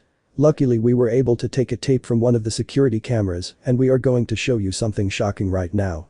At that moment they put the video on and everyone watched as it focused on the main part where the queens were. Villain 1. Well, let's just take the money and get out of here. At one point they heard a glass upstairs break. Villain 1. One of you should go check. They saw how out of the 6 who were there, one went upstairs. At first, nothing could be heard in the place, but at one point when they were calm, they heard a scream alerting the villains. Villain 2. Do you think he's in charge of the people up there? Villain 1. There's only one way to find out, others have to go up. Before one went up the lights went out causing the camera to switch to night vision, allowing people to still be seen so they would be worried. Villain 1. Take a rein. They saw how the third villain approached one of the reins, but before he could take him something grabbed the villain's foot to throw him to the ground and began dragging him while screaming and starting to shoot until the screams and shots stopped. Villain 4. What was that? Villain 1. I don't know, but stay tuned. Before anyone could do anything, something black grabbed the second villain by the neck to take him into the darkness, although first it covered his mouth, not allowing him to make any noise. The fourth one walked until some hands from the darkness took him away, making him scream, alerting the last ones. Villain 5. That's all, I'm out of here. He was about to leave, but before he did a hand grabbed him by the side to take him away, not letting him defend himself even for a single moment in front of everyone's gaze. The first villain was getting closer, but the unconscious and bruised body of the fifth villain flew away like a horror movie for everyone. Villain 1. Damn you bastard, come and get me if you're man enough to face me.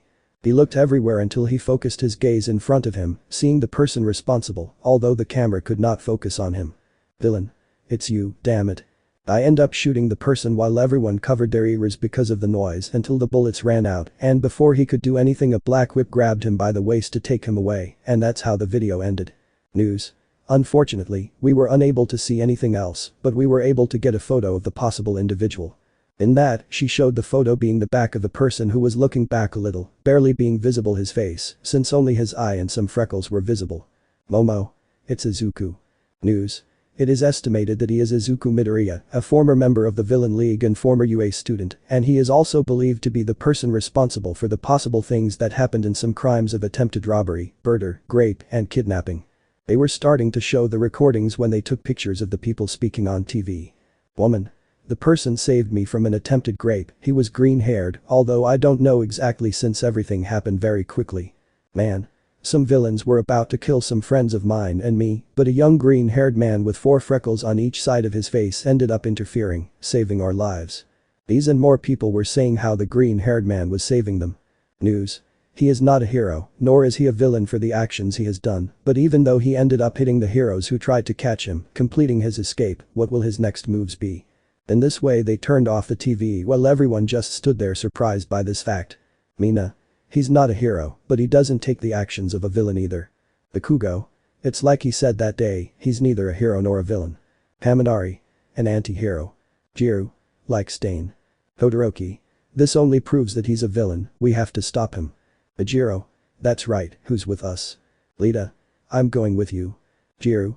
They won't leave me aside. Before they could take any more steps they were interrupted by someone. Shoji. Don't even think that you're going to leave here for a moment, none of you will go looking for Izuku. Jiru. Do you want to let him continue doing his thing without caring about anything? Shoji. No, because I know what they did to Izuku, what they did to make all this happen. Haminari. What are you talking about? Shoji. You guys talk or I'll do it right now in front of everyone. Everyone looked at the group who just stood there completely still. Todoroki. Fine, you win, Shoji, we'll talk. Ajiro. But how do you know about that? Shoji. My quirk, it seems you forgot that. Hiroshima. What are you talking about? Lita. We made a plan for Izuku to leave the UA. With that said, he received a blow from a more than annoyed Bakugo, while he did the same to Todoroki, throwing them to the floor. Bakugo. Start talking before I burn your face completely. Ajiro. Our plan was to convince Professor Ectoplasm to end up making Izuku angry to the point that he could not be controlled, something that almost worked. Apart from them going outside in parts, they still looked badly at Izuku, although we did not plan the thing with the Nomus. In total, the plan for Izuku to leave the UA turned out perfect. Although we did not think he would start doing this, but as soon as he did something that would catch everyone's attention, then our plan was to convince them to go look for him and catch him, making him look like a villain. But that said, everyone was surprised except Shoji, who just looked at them more than seriously, although Momo was already hugging herself as she began to cry for such a thing. Jiru. But Momo, we did all this for you, to take care of you so that. She was silenced by a slap from the brunette, who was more than upset by what they did. Momo. As long as you have me. That's the word you're looking for. You four were supposed to have feelings for me, but when you saw how Izuku was with me, how we loved each other, you just wanted to separate us as if it were nothing. Ajiro. But. Momo. But nothing, you thought that if Izuku left I would feel very bad, something that worked for you, but you thought that in this way you would be able to get closer to me and make me forget about Izuku for one of you. Well, then I tell you that you are very wrong. I love Izuku, and I will never change that for anything in the world. Lita. And what do you plan to do? He's off elsewhere taking his own course. Momo. He's just blind on a path you forced him to follow. Todoroki. So what? There's nothing we can do now. Momo. You're wrong, I can bring it back and I'll make it come back to all of us. Bakugo. I'll go with you, that idiot is my childhood friend and he needs my help. Hiroshima. Don't leave me behind, Izubro needs a bro's help. Mina. Sometimes a friend needs help looking for some people. Each of the people agreed with this, while Momo stopped crying to have a smile on her face for such a thing that her friends were offering them, while in a part of the UA, the teachers were holding back a Kurogiri who wanted to escape. Kurogiri. You don't understand, my child needs my help, he's alone out there. Endeavor. How is it possible that a skinny guy like him has so much strength? Person from somewhere. Power of love for his adopted son. In another part of the academy there were some teachers of the same form. Cements. This doesn't make sense, Azawa is passing between us as if nothing. Person from somewhere. Pokemon magic. Azawa. My runaway offspring needs my help. The two of them were moving forward until they crossed a hallway at the same time, finding themselves in front of each other and remaining completely still. Endeavor. What do we do? Nezu. We slowly moved away to a safe distance. Once they walked away they looked at the two of them who gave out monster roars. All. Fight between Mother Caterpillar and Mother Fog Caterpillar. In this way, everyone began to bet on who would emerge as the winner of that immortal battle that would never be forgotten in history, while elsewhere Izuku was sitting on some rubble, barely managing to look with some disinterest at a man who was in front of him. Izuku. So you are the one called Overhaul, also known as Yosaki. Overhaul. Yes, and you are Izuku Midoriya, former member of the League of Villains, being the last of this and former student of the UA, coming out as the strongest student. It takes me a little interest to know who you are now, since you are neither a hero nor a villain. Izuku. I guess I'm an anti-hero. Overhaul. That's why the red suit. Izuku's outfit was the same as Zeldra's from Nanatsu no Taizai. Izuku. Let's say yes, but I care more about knowing why you wanted to see me. Overhaul. Well, being an anti-hero, I just wanted to know if you would like to join me in the 8 Precepts of Death. Izuku. Don't tell me about your own criminal organization, I don't think I'd be interested and I haven't even seen the members. Overhaul. In that case. At one point the wall finally broke, causing him to see the 8 Precepts of Death in the place. Izuku. A strongman, one who looks like a cowboy in black and white, one who almost looks like a monk if it weren't for the fact that he has hair, a dwarf, an alcoholic, one who seems to want to fight all the time. I like him since I am like him, a warrior by nature. But that wrap-up began to feel happy for someone who had the same tastes as him. Overhaul. And what do you say? Izuku. I don't care, you can get out of my sight. He said this while removing the seraph from his ear with a finger, showing that he had no interest in them. Overhaul. I see, but in that case, being an anti-hero, I would like to know if you are going to attack us. Izuku. As long as they don't do anything that I don't feel goes against my justice, then in that case no. At one point I noticed that in the background there was a kind of cage with a girl with bandages on her body. If I looked closely I could see that she was crying. Izuku. Although they may have done something I don't like. They saw how he got down from the rubble to land in front of the 8 Precepts of Death, although behind Overhaul, making him turn around to see him. The green-haired man would begin to walk calmly, but when he noticed where he was going, at one point the biggest of them got in his way, making it impossible for him to see the girl. Overhaul. I'm sorry, you're seeing too much. Before he could continue or do anything, he dodged a blow from the bigger guy, spinning in the air to end up in front of all of them, while he had one of his hands on the katana. Overhaul. Looks like we'll have to fight. Everyone was ready to fight, staring at Izuku, who was only doing the same, looking at the villains. The atmosphere was very tense. Chapter 26. After everyone saw how Izuku had caused great chaos in a bank, ending the villains so that they began to be related by other cases, well, Kurogiri and Izawa had a battle that ended in a draw, but almost destroyed the entire UA, although Izuku found himself talking to the 8 precepts of death, being that he was in front of them with a serious look and being about to take out his katana to start fighting against the group, having a very tense atmosphere, although the precepts were not saved either, since they were also a little afraid of having all for one successor in front of them, making everything go worse until Izuku turned around to start walking. Overhaul. What are you doing? Izuku.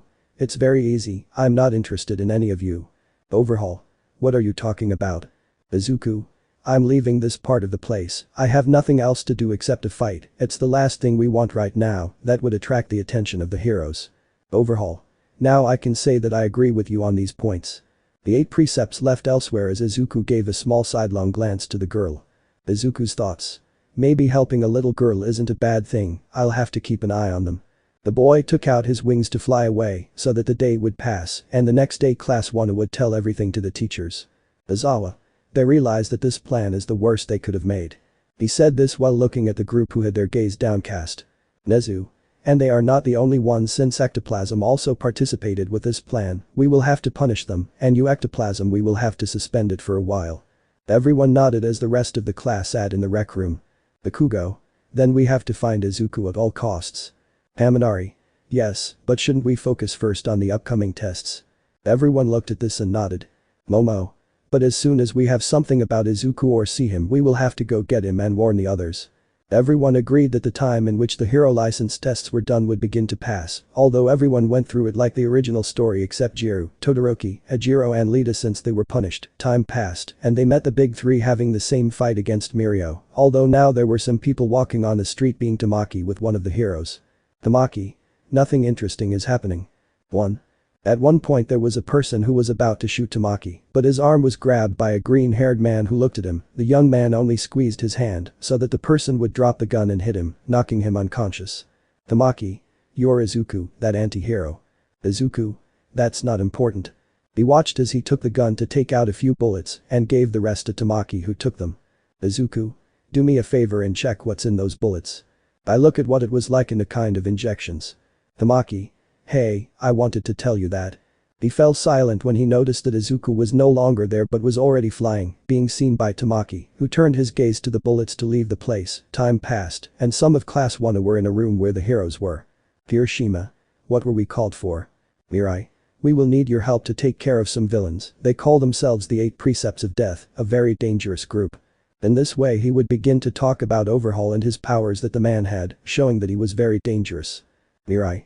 We know he's working on a drug that works to bring out quirks, we know this because they tried to shoot Tamaki, but someone stopped him. Tamaki. A guy stopped me from getting shot and losing my quirk, I think it was Izuku Midoriya, the former UA student. With that, the others looked surprised at what happened with the green-haired man and how he still continued saving people, despite everything that had happened, even though that made them happy. Mirai. If Izuku stopped them from shooting him, that means that before the Precepts of Death began their movements with this new drug, then before they met Izuku, they surely wanted to recruit him for his enormous destructive power. Izawa. Then we have to find Midoriya before something bad happens. Mirai. It will only be to give us information about the Precepts of Death and nothing more, since it seems that he is not allied with them, otherwise he would have let them shoot Tamaki. Everyone looked at this, so everyone would leave, although Momo walked with Mirio through the streets, while thinking about the green-haired boy he was involved in this time, but at one point he felt the blow of a girl, so he could see the girl on the floor. Momo. Are you okay? She helped the girl to get up, but when she did the girl clung to her. Girl. Please help me. At one point he saw a man begin to emerge from the darkness, being Chisaki. Overhaul. I'm sorry, my daughter sometimes doesn't pay attention to where she walks, Eri, come now. But that the girl with difficulty freed herself from the raven to begin walking towards the man who left. Mirio. Let's go, we have to inform the others about this. Momo. But we have to save that girl, she had bandages on her body and I don't think she put them on just because. Mirio. We can save her, but out of sadness it is not the time yet. The brunette would begin to walk somewhat annoyed, but noticed that on the roof of a building was that green-haired man that she wanted to see so much, who had his gaze fixed on that girl, being noticed by Momo, who in the face of this only wanted to go with him. "Momo. Izuku-kun, it's you." The green-haired boy took out his wings to start flying, leaving the place before the eyes of the brunette who couldn't do anything about it. "Momo. What are you doing now?" Time passed in which everyone was preparing until the expected day arrived in which they were going to attack the Precepts of Death without knowing that a certain green-haired man was already there on the same day, being that he was in a room with the same ones in front of him while outside with the heroes. "Mirai. Well, we have to go in, find the girl, get her out, and take charge of the Precepts." "Ryukyu. But there shouldn't be one watching." "Mirai. That's true, but well, we have to start." They were about to enter until they saw a big explosion, and when they went to the place they saw that the floor was destroyed, so they approached the crater, noticing one of the Precepts of Death lying on the floor being the largest of them, while the others were in combat pose while they looked at Izuku, who was in front of him with a small dome of darkness next to him. Moments before with the Precepts. Overhaul. "So you were thinking about joining us, so you came." Izuku. "I'm afraid that's not why I came but for something else." Overhaul. "You came to where we are for something else, a more important issue, that's interesting and you know it." Izuku. "Yes, it is interesting, but well, I just want something." Overhaul. "Yes, but if we don't give you what you really want, what will you do to us?" Izuku. "Then I will destroy them." Overhaul. "There are more of us than you, except we know about your quirk while you know nothing about us." Izuku. "You don't know anything about my true quirk, tell me, do you know why All For One, the previous number 1 villain, had that name?" No one could answer the question the boy asked to get them to look at him. Izuku. "Well, just like you, Overhaul, that villain name is his quirk that allows him to bring out the quirks of other people, and now I have his quirk because he gave it to me. Obviously with this I have a greater amount of quirks apart from that I plan to use today, but you don't want to be the test subjects." Overhaul. "Okay, let's say all that's true, but in that case what do you want from us?" Izuku. "I found out that the girl who is with you is called Eri, and I know very well that she is suffering, so I want to leave her somewhere where they will take care of her, that's all." Overhaul. "I don't think that can be done." Izuku. "Oh no, that's very bad because if they do it now it will be for good." Overhaul. "And what are the bad ones?" Izuku. "If you want, I'll gladly break every bone in your body. I have no problem with that, and you?" Overhaul. "I guess that leaves us as enemies." He made a movement with his hand so that Rappa would end up going against Izuku trying to hit him, but the green-haired man dodged it, seeing how he ended up breaking the wall, followed by making a fist of black matter that was about to hit the villain, but a shield ended up protecting him so that he could see one of the Precepts protecting him so that he could notice how one more would take out a gun to shoot him, but with the black matter, he made a shield to protect himself, followed by going against them, but he became dizzy to see who he was taking. Izuku. A shield quirk, strength and punches, making people drunk and another that shoots, undoubtedly a dangerous group, but unfortunately it is not enough. He dodged another blow from Rappa, but couldn't dodge the second one by making a shield of black matter protecting himself, although the force of the attack sent him breaking some walls, causing him to end up going through them, until he ended up in a room that seemed to belong to a girl. Izuku. This must be that girl's room. He looked from the side at that girl named Eri who seemed somewhat scared, so he was able to show her a smile as he approached her until he ended up kneeling in front of her. Izuku. "Hey little girl, how about I get you out of this ugly place?" Eri. "What are you talking about?" Izuku. "That you are no longer with these types of villains, a place where they will not hurt you." Eri. "Are you serious?" Izuku. "Yes, what do you say?" Eri. "If I wanted to." Izuku. "Then come, I'll get you out of this place." The girl approached him to see how he made a large amount of black matter. Izuku. "This will be to protect you, so it's best that you stay calm." At that moment she was covered by a dome of black matter so that she would place herself on Izuku's back, who only walked out of the wall where he came from, so that all the Precepts would be on guard when they noticed that he did not have a single scratch. Izuku. "That was a good hit, but out of shame I think I should be more serious." But that he began to make more black matter until he noticed how one of the Precepts of Death being the greatest attempt to defeat him with a blow that came from above, but Izuku dodged it to see it. Izuku. "I better finish off the most annoying one." He made a giant fist of black matter, while a large amount of fire began to come out of his elbow to hit him squarely in the chin, sending him to the ceiling, causing him to go through it, followed by everything beginning to fall, while Izuku only dodged the rubble as well as the villains, until there was nothing left above but the sky. Izuku. "Well, I think it's time to get serious." He said this while looking at the villains as the entire group of heroes arrived to see them, along with the tense atmosphere that was felt throughout the place. Chapter 27. After Izuku has spoken with the Precepts of Death and the heroes began to make plans to end the Precepts and they began to notice the interest that Izuku gave that group, when the day came to be able to go against them, they saw the huge explosion to see that green-haired man that the entire UA was looking for in front of the Precepts of Death with a very tense atmosphere. The green-haired man noticed the group of heroes, so he only made the dome of black matter begin to float in the air before everyone's eyes until it ended up in front of the heroes who were only attentive to whatever. Izawa. Stay tuned, we don't know what that could be. When they saw that it began to open, it ended up showing a girl that Momo recognized and took her in her arms. Momo? Are you okay, Eri? Eri? Yes, miss, but where is the boy who took me out? At that moment I managed to see Izuku who was in front of the Precepts with a smile on his face. Izuku? I will definitely enjoy finishing you off. Overhaul. You sound very confident, but you must know that you can't take on all of us, no matter how great your power may be. Izuku.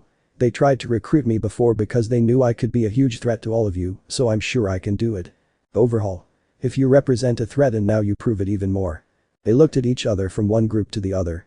Izuku. You heroes take Eri out of here, I'll take care of these stupid villains. Overhaul. No matter what happens, get Eri back.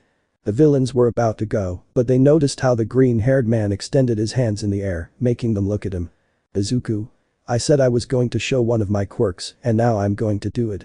They saw how some metal things rose into the air to everyone's surprise, so that Izuku lowered his arms, causing all the metal to go towards them, starting to make a huge curtain of dust in the place before everyone's eyes, but from the dust came out some precepts, only 4 of them looked at Izuku. Overhaul. Finish him off.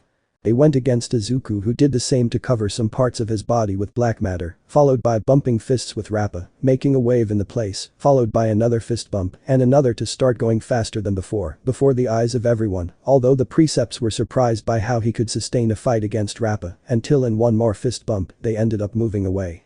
Rappa. You're good, I actually haven't had this much fun in a while. Izuku. Let's see who hits harder. They went against each other at high speed and ended up bumping fists once more followed by another punch, but instead of it being a fist bump again, the punches went to each other's faces, causing them to end up moving away to see each other with a smile, but the green-haired man noticed how the one with the gun was about to go for Eri. Izuku. I won't let that happen. With a movement of his hands he made some pieces of metal go against the villain, causing them to collide with him, creating a cloud of dust, which when it left, the villain was unconscious on the floor so that he could see Rappa, only to dodge it, but when he was going to hit him, a wall appeared so that he could see the other Precept of Death. Izuku. Don't get involved. It was against the Precept that he made a shield to protect himself, but when Izuku got in front of him he hit the wall, causing it to end up destroying him, surprising him and knocking him unconscious with a blow, but he didn't stop. When he knocked him unconscious, he looked at the last 2 left, although Overhaul was in front of him to touch his arm. Overhaul. Now goodbye. Everyone expected the explosion of blood, but when they saw that nothing happened they just looked on in surprise. Overhaul. Why nothing happens? Izuku. You can't destroy or disarm darkness. He said it to give him a blow that sent him flying, but he noticed Rappa approaching to try to connect a blow, but was stopped by Izuku who only bumped fists with him. The two had a smile to begin to bump fists with each other at great speed, without stopping at some point before the eyes of everyone who were only surprised at how the two fought without stopping, until they saw that they stood still for a few moments while Izuku and Rappa, only that they slowly put their fists to the back preparing them. Izawa. This will be the last blow they will give each other. They saw how they launched the last blow, colliding, causing the place to shake before everyone's eyes, but while Izuku remained in place, Rappa was sent flying, causing him to end up colliding with a part of the place since he was unconscious. Izuku. One less. I look at Overhaul who was just serious. Overhaul. You damn. He went against Izuku trying to do something to him, causing some stone spikes to appear going against Izuku, who at this only took out his wings to start flying, dodging the attacks with great ease, as if they were nothing before him, while looking at Overhaul who was serious and angry, while trying to give it to Izuku, who only kept a smile. Overhaul. Let's see if you still have that smile. He touched the largest precept to make it explode, followed by making it join him making it bigger, so that it would go against Izuku, who prepared to bump fists with it, making a shock wave followed by another blow, without stopping at some point before the eyes of everyone who were surprised to see such a fight, until they saw how the metals went to the sky against Overhaul, reaching to stick in the. Legs of this one who looked at this, but when he turned his gaze to the green-haired man, he noticed how it became a little bigger to the point that the top of his clothes ended up breaking so that it would hit Overhaul, fully sending him to the floor, causing him to collide with him, but before he could get up, he watched as Izuku went down at great speed to hit him one more time, making a tremor while some parts of the floor ended up becoming pillars by the force of the blow, along with a cloud of dust. When the dust went away, they saw Izuku on top of Overhaul, who was unconscious. Izuku. Ready, it's over, no matter what I do, you're nothing to me. The boy took out his wings to take flight but noticed the heroes approaching. Momo. Wait Izuku, don't go. Izuku. Don't tell me they want to put me in Tartarus. Momo. I just want you to come back to UA with all of us again. Izuku. I can't, you should know that I can't go back to UA anymore. Hiroshima. But we all miss you, we want to have you back with us. Izuku. That's what you want, but you don't understand, I can't go back to how things were before. Momo. Please come back. Hiroshima. Izu bro, you can be among us again if we all forgive you. Izuku. You guys don't know what I'm going through, I have to fix all this chaos myself since the heroes aren't doing anything about it. Sayu. You can still come back. They watched as it began to rise into the air before everyone's eyes. Momo. If you don't come back the good way, then it will be the bad way. Izuku's thoughts. Hey, that's my line. Izuku. What are you talking about? Momo. If you don't come back in a good way, which would be by talking to us, then it will be by bad means, which is that we will fight you in order to make you return to the UA. Izuku. Then we'll have to go the hard way, but the bad thing is that they'll have to find me first. The boy would begin to fly away from the place before everyone's eyes. The boy would be in the sky for a calm time until he noticed some fire to see Endeavor in front of him. Izuku. Now someone else gets in my way. Endeavor. Look kid, I leave this with you, if you turn yourself in we'll think about leaving you at the UA since it's the only place you can be. Izuku. What if we move on to the part where I fight you? Endeavor. You will be considered a villain. Izuku. Then in that case we will have no choice. At one point he was in front of Endeavor giving him a punch, pushing him away, followed by approaching again to give him another punch, sending him flying in front of Endeavor, who got up to stare at him and go against Izuku, bumping fists, but they didn't stop since Endeavor tried to kick him. That Izuku did a dodge turn to respond with another kick, sending him flying to Endeavor, who tried to do something but it was too late. Izuku was in front of him, beginning to give him more punches in the face without stopping until the last blow sent him into the forest, causing him to go through some trees, but he ended up getting up. Endeavor. Damn, now you're gonna get to know me. He tried to draw more fire from his body, but noticed that he couldn't do it. Endeavor. What's up? Izuku. You're surprised, one of my quirks lets users of a fire quirk not be able to use their full potential, or in other words, you won't be able to use everything against me. Endeavor. I don't need all my power to defeat you anyway. He launched himself at Izuku again, trying to hit him with a punch that the green-haired boy dodged to avoid another kick, but when he turned around he had to block a punch from Endeavor, causing him to end up moving away until he was against a tree to stare at him, noticing how he hit him again, but this time in the face, causing him to end up going through the tree, but with a spin in the air, he landed on his feet to see him. Izuku. Nice tricks, but now it's my turn. He launched himself against Endeavor, who only covered himself from a blow that was going to his face, but when he didn't feel it, he finished him off with a kick to the stomach, knocking the air out of him as he was sent flying, but he stopped when Izuku grabbed him by the leg to lift him into the air and slam him against the floor, followed by doing the same thing over and over again until he began the spin until he launched Endeavor, who managed to get up to try to hit Izuku, who dodged it to knee him in the face, causing him to move away even further, but when he looked at Izuku, who was preparing a giant fist with his black matter, he could only respond with the same blow, making a fist clash that remained in place. Endeavor. I won't let you beat me. The large amount of fire began to come out of the hero's elbow and began to gain ground in the clash of fists, but Izuku did the same, returning to being equal. Izuku. You're impressive Endeavor, show me more of your power. At one point Endeavor made his elbow instead of his usual fire come out, a blue one ended up coming out, followed by taking more ground with a cloud of dust, which when it left, had an Endeavor drawing blood from some parts of his body, taking gasps of air due to exhaustion, while the part where he made the fist bump ended with his arm and burned parts, and without part of the suit while he looked at Izuku, who was on the floor. Endeavor. I am the winner. When she was about to go for the boy, she saw him get up from the floor and remain standing. Izuku. It was a good hit, but I'm afraid it's not enough. Endeavor was surprised until he saw how it was against him again, so he could only get into a combat stance waiting for it, but when it arrived, he ended up receiving a shower of blows that massacred the new number 1 hero, so that he was sent flying, crashing into some trees while he was left unconscious. Izuku, I am the winner. He said this to take out his wings and start flying with a little difficulty, since that fistfight really weakened him and left him badly injured. Chapter 28. After Izuku has defeated the Precepts of Death as well as saved Eri and fought Endeavor defeating him despite the fact that part of Class 1 tried to talk to him to bring him back in a good way, but not being able to do so they only felt bad.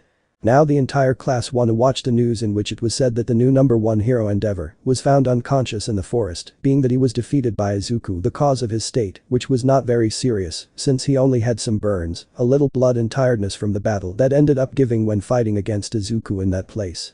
Izawa. Well, it seems everyone is more than informed of what Izuku did now. Everyone looked at him and nodded. Izawa. Because of Endeavor's condition, since it's nothing serious, they're thinking about what to do with Izuku. Hiroshima. What do you mean? Izawa. You see, by doing everything he did that was for the good of society, he can be taken as a hero, although more so by some people, since there are many people who see him as a hero. Haminari. And that's good. Izawa. Yes he is, but by attacking some heroes who went against him he is left as a villain, we don't know what to do with him now. Shoji. What if we look for it? Izawa. We're already busy on that. Momo. But we can try to get him to come back with us. Izawa. They already tried it but it didn't work. Momo. We did it the good way, but now it will be the bad way. The teacher looked at his student very attentively. Izawa. Fine, then I'll let you try it one more time, but remember when you bring him we'll see what to do with him. Everyone nodded while elsewhere Izuku was in some sort of makeshift cabin that was made in the forest. Izuku. Well now I took care of the most dangerous ones, but now that I remember something very important is missing. Flashback. Izuku was walking with All For One down a hallway after having already given him his quirk, the two of them walked to a room where they saw a man who was inside a container. Izuku. What are we doing here? All For One. That man you see in front of you is called 9 and he is the professor's work. Izuku. What's so special about it? All For One. It's just that he has a part of All For One, in case one day you really need the full power of All For One, then I want you to find this man and get the last of All For One out of him for yourself. Izuku. Are you serious? All For One. Yes, I'm serious. End of flashback. Izuku. That 9 guy was moved to another location and now I have to find him to be able to end all traces of the League of Villains. At the UA everyone was looking at what they could do with the cultural festival theme since they had to participate. Jiru. How about we have a concert? Bakugo. What are you talking about, bored? Jiru. You know, a concert where we can show everyone some music. Momo. That sounds good, we'll try that idea. Bakugo. The drums are mine. Everyone started choosing what they were going to keep as the dance part and the songs until they noticed Eri at the entrance of the place. Momo. Hello Eri, is something wrong? Eri. Actually, nothing happens. Mirio. I was planning to take her so she could see a little of how the cultural festival was going to work. Momo. I'll go with you. They began to walk around the place talking about trivial topics while showing the place to Eri, who did not show a smile, despite the place where she walked they found some impressive things, but Momo as if it were pure premonition, looked to one part and could swear that in the distance was Izuku flying around the place. Momo's thoughts. If you don't want to come back, why do you stay so close?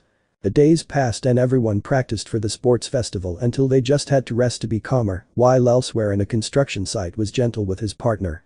Gentle. This will be a great video for my followers. Izuku. Hey, don't you think you should do better things? They looked to one side focusing on Izuku who was in the air with his black matter wings and arms crossed. Gentle. This is great, the great Izuku Midoriya appearing in one of my videos is more than great for me. Izuku. Just by chance I found your video and let me tell you that what you plan to do about activating the UA alarms to cancel the cultural festival is stupid, you have to do better things than that. Gentle. So that's interesting, but I don't think he'll pay attention to you. Izuku. Just do better things than this and post it online and you'll just make yourself look ridiculous. Gentle. I don't think so. He saw how he began to jump as he began to go towards a part of a forest, but before he could leave he saw how Izuku was in front of him. Izuku. This is really something useless, don't you think? Escape from me. Gentle. We'll see who comes out worse in this. At one point he tried to go for Izuku using his quirk, but Izuku was able to anticipate him and in one move be in front of Gentle, grabbing him by the collar of his shirt, only to lift him up and drop him on the floor. Izuku. Give up, you can't handle me. Gentle's partner would try to help him by going against Izuku, but he moved one of his arms a little to hit her that crashed her into a tree. Izuku. Now that's enough, T. Gentle seeing that ended up leaving the floor so that he could notice a purple aura on his body, with which he went everywhere until he went against Izuku, who only looked to block his blows with a shield of his black matter, as if it were nothing, at one point taking it out and kicking Gentle in the stomach, taking him out of the air to grab his head and knee him. Causing him to draw a little blood followed by another blow to the face, leaving him unconscious while he was left next to his partner. Izuku. And I was expecting something much better, but well, some just can't show more than what they have. When he turned around to leave he ended up receiving a blow that pushed him away so he could see Momo in front of him. Izuku. When did you get here? Or how did you know where I was? Momo. By chance I found the live show in which you appeared. With that he looked at Gentle's partner who had a camera causing him to mentally slap himself. Izuku. Fine, but you came to see me, that was all. The boy took out his wings to leave, but some black whips grabbed him by the foot to make him stay on the ground. Izuku. You developed one of the whips of the one for all wielders. I look at the brunette who had a smile. Momo. What can I say? I only trained since I was little. Izuku. Now that you have that, what are you going to do? Momo. I already said I'll make you go back to UA. Izuku. It makes no sense why you want me to come back to UA so much. Momo. Isn't it obvious, or did you forget, you're my boyfriend? Izuku. What about Todoroki, Lita, Ajiro? Momo. I'm sure you were going to mention Mirio, but no, none of them interest me as my boyfriend. Izuku. Wait, is that blonde reincarnation of Tintin called Mirio? Momo. Yes, and I noticed the times you saw me with him, but you can rest assured he is nothing to me. Izuku. I never said I was jealous or anything like that. Momo. But I know you better than you seem to. Izuku. I'm leaving anyway, you deserve someone better than me, and we both know that very well. He was about to leave, but Momo's whips wouldn't let him leave the place. Momo. I already told you, I'm not leaving you again. You were alone for a long time and you need me more than ever before. Izuku. Well, I'll tell you that you're not going to stop me. He would start to fly, but Momo using the whips would begin to approach Izuku, not letting him escape without her from the place, making him fly a little until he ended up with the raven stuck to him, so he had to stop at one point, literally sticking to Momo as he used the whips to stay attached to Izuku. Izuku. Let me go now. Momo. I won't let you go, not again. Izuku. We'll see about that. I would begin to apply force so that the whips would begin to lengthen more until I reached a moment in which I managed to get out to look fixedly at Momo from the sky. Izuku. The day you defeat me or manage to knock me unconscious will be the day you can get me back to your side. Momo. You'll see, I'll make you come back to me and this time we'll never be separated again. The boy would begin to move away from the place with his wings before the eyes of Momo, who only returned to the bedrooms to see being seen by the others. Haminari. Hey Momo, where have you been? We'll be there soon. Momo. It's just that I ran into Izuku. But that everyone looked at her. Kirishima. What happened? Momo.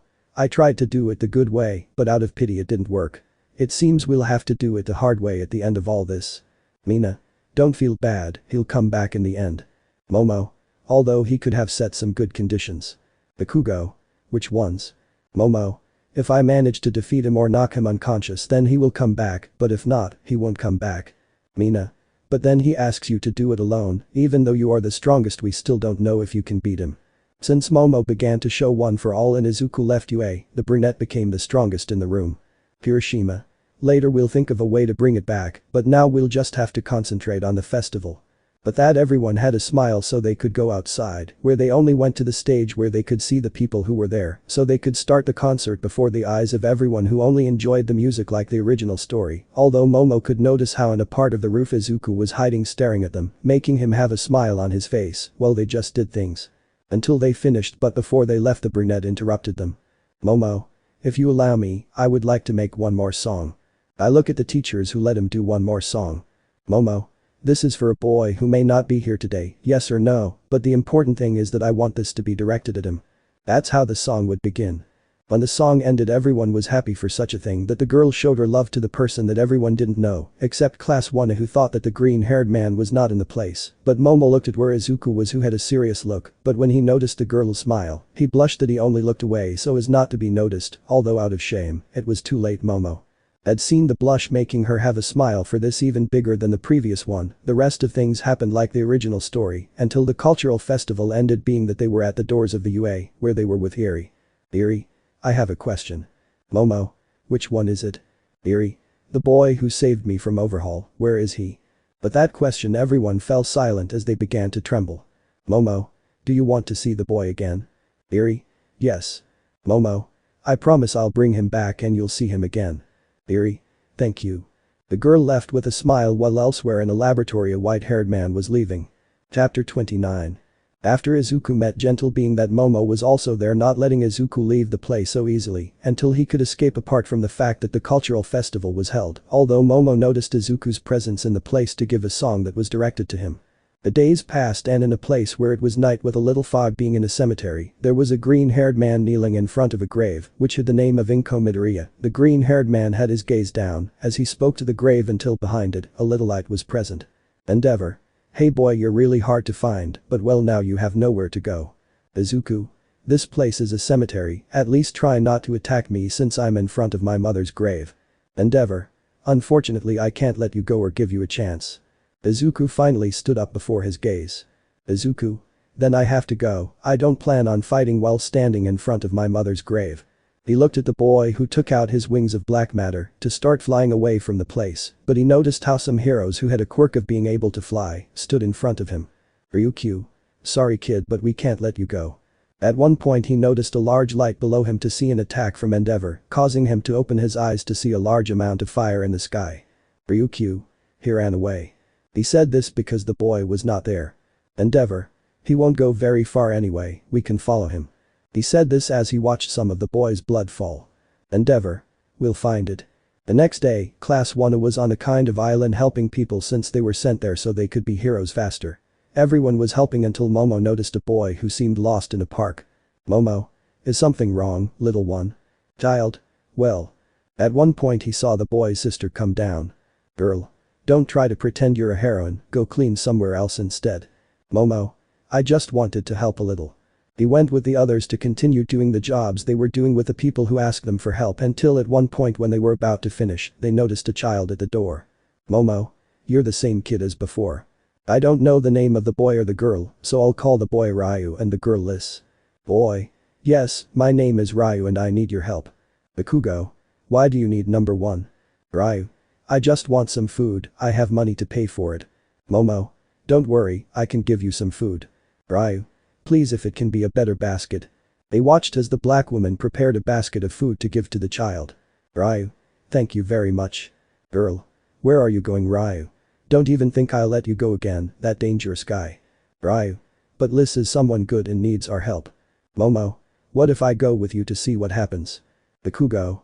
If it's dangerous it won't be a problem for number 1. Liz. No, no one will go because you pretend to be heroes, and where we are going is very dangerous, 1 or 2 is not enough. After a few minutes the whole class was walking through a kind of mountain. Liz. I can't believe it was actually all of them. Todoroki. If it's so dangerous then they'll feel safer with more people. Ryu. But he is not someone dangerous, he is good even if it doesn't seem like it. They walked until they saw a cave almost at the top of the mountain. Ryu. There it is. Everyone started walking until they heard a sound like the roar of a beast, causing everyone except Liz and Ryu to end up feeling afraid. Haminari. We better go. Bakugo. Shut up, I'll deliver the food myself. I take the basket to walk, being followed by everyone until they were in front of the cave, which was all dark. Bakugo. Hey, we brought you food, so you better get out. They noticed how yellow eyes appeared from the darkness, scaring everyone and causing them to leave the front of the cave. Hiroshima. How did you meet him? Ryu. It was a few days ago. Flashback. The children were walking through that mountain during the day, but when they approached the cave they saw a person who did not seem very friendly. Person? What do you want, kids? With that, apart from the presence of the people, the children ran away in fear, but when they were close to the edge, part of the path ended up breaking so they could fall, but before they ended up badly, they stopped to notice some arms that lifted them up, seeing the person who left them again on the mountain path to return to the cave. Person? Be more careful when you run next time. Within a few hours Ryu left a basket of food for the person. Person? What are you doing, kid? Ryu. I just brought some food and some bandages since you're hurt. Person. I don't need that, get out of here. Ryu. But. Person. Can't you hear? If you don't leave, I'll destroy you. But that Ryu left the place while the person looked somewhere else, but his stomach made a sound so he could see the food. After a while Ryu came back seeing that the food was gone, while he trained with some push-ups using only one hand. End of flashback. Ryu. Since then I brought him food and bandages, he won't let me heal him. Momo. If you want, I'll go with you. Ryu. Thank you. They took a flashlight to walk to the cave, entering it looking at the place illuminating it, until they noticed a leg so they could approach it, seeing someone doing push-ups. Ryu. I brought you some food, sir. The person stopped doing push-ups to come closer, allowing himself to be seen through the light, although the brunette was surprised. Momo. Is that you, Izuku? Ryu. Do you know him? Izuku. Yeah, whatever, hello. Everyone was at the entrance of the cave looking surprised at the green-haired boy who was there. Momo. What are you doing here? Izuku. Endeavor attacked me in one place and left me injured. I went to the part where I could be safer, and for some reason I couldn't heal as fast. He did as much internal and external damage to me. Ryu. I brought you some food, sir. Izuku. You'll never understand, won't you, kid? They watched as he sat on a rock so that the boy could do the same, and the two of them began to eat until they finished. Izuku. Go home, kid. That way the boy went home with his sister, while the class stayed where Izuku was. Izuku. Let's do something, once I heal we can fight all we want, but not for now. But that everyone began to leave, but Momo stayed in front of Izuku and at one point hugged him, surprising him. Momo. I needed to do this. Izuku. Remember when we have to fight we'll see if I go with you. Momo. Yes, but first take this. He gave him a bottle which Izuku took. Momo. It's something so it doesn't hurt so much. The girl left the place leaving Izuku with a small smile. The next day everyone was calm, but a ship ended up breaking the dock, drawing the attention of everyone who watched as the villains began to get off the ship. Hiroshima. Everyone go take shelter. Everyone started running while Izuku watched this from afar on the mountain. Izuku. Finally the rest of All for One came to me. He took out his wings to start flying, while everyone else was fighting against the villains of the place, but Ryu who was with Liz, looked scared in front of him, was Nine who was about to touch them, but before he did a green-haired man passed between them taking the children out of the place. Ryu. Mr. Izuku. Izuku. Get out of here kids, I'll take care of that guy. The two of them did as they were told to start running, while Izuku looked at Nine who had a serious look. Nine. And you are? Izuku. The one who has the rest of All for One's power, give me what I'm missing, and I'll let you go in peace. 9. I don't think so. Izuku. Then we'll have to do it the hard way. In one jump Izuku was above him to kick him, but 9 made a shield protecting himself from the attack, but Izuku in a moment found himself hitting the shield at full speed, while 9 was acting as if nothing happened until he noticed a scream on his shield. 9. Enough. He sent Izuku flying, who only looked at him to take out his black matter wings and start flying. Izuku. You're stronger than I thought. 9. I can say the same. He ended up launching an attack against Izuku who dodged it to go against him, but the villain made a shield, thinking that he could stop Izuku, but at one point he disappeared from his sight, surprising him, so that at one point he received a kick in the face, sending him flying. Izuku. So you know not to trust me. At that moment the others arrived, but when 9 was about to get up a great pain went through his body, and one of his companions arrived and took him away from the place. Hiroshima. And what? Izuku. I was looking for Ryu, but the most important thing is that he is weakened, I will take care of him. Momo. No, we have to get everyone off the island, we can't leave them with the villains in this place. Izuku. Do whatever you want, I'll go get them. Bakugo. Wait a moment at least. Izuku. Okay, I'll help you just this once, but after that we'll be enemies again. Everyone nodded to leave the place while they began to take everyone off the island, although Izuku was sitting in one part with his gaze down. Ryu. Mr. Izuku, are you okay? Izuku. Yes I am, kid. Ryu. Will that man hurt us? I look at the child, noticing his fear, so he sighs. Izuku. He's not going to hurt us, I'll take care of that, but now go with your sister. The boy made his way to leave as Momo came to sit next to him. Momo. It seems like nothing matters, you will always get along well with children. Izuku. It seems so. Momo. Tell me, why don't you come back with us? Izuku.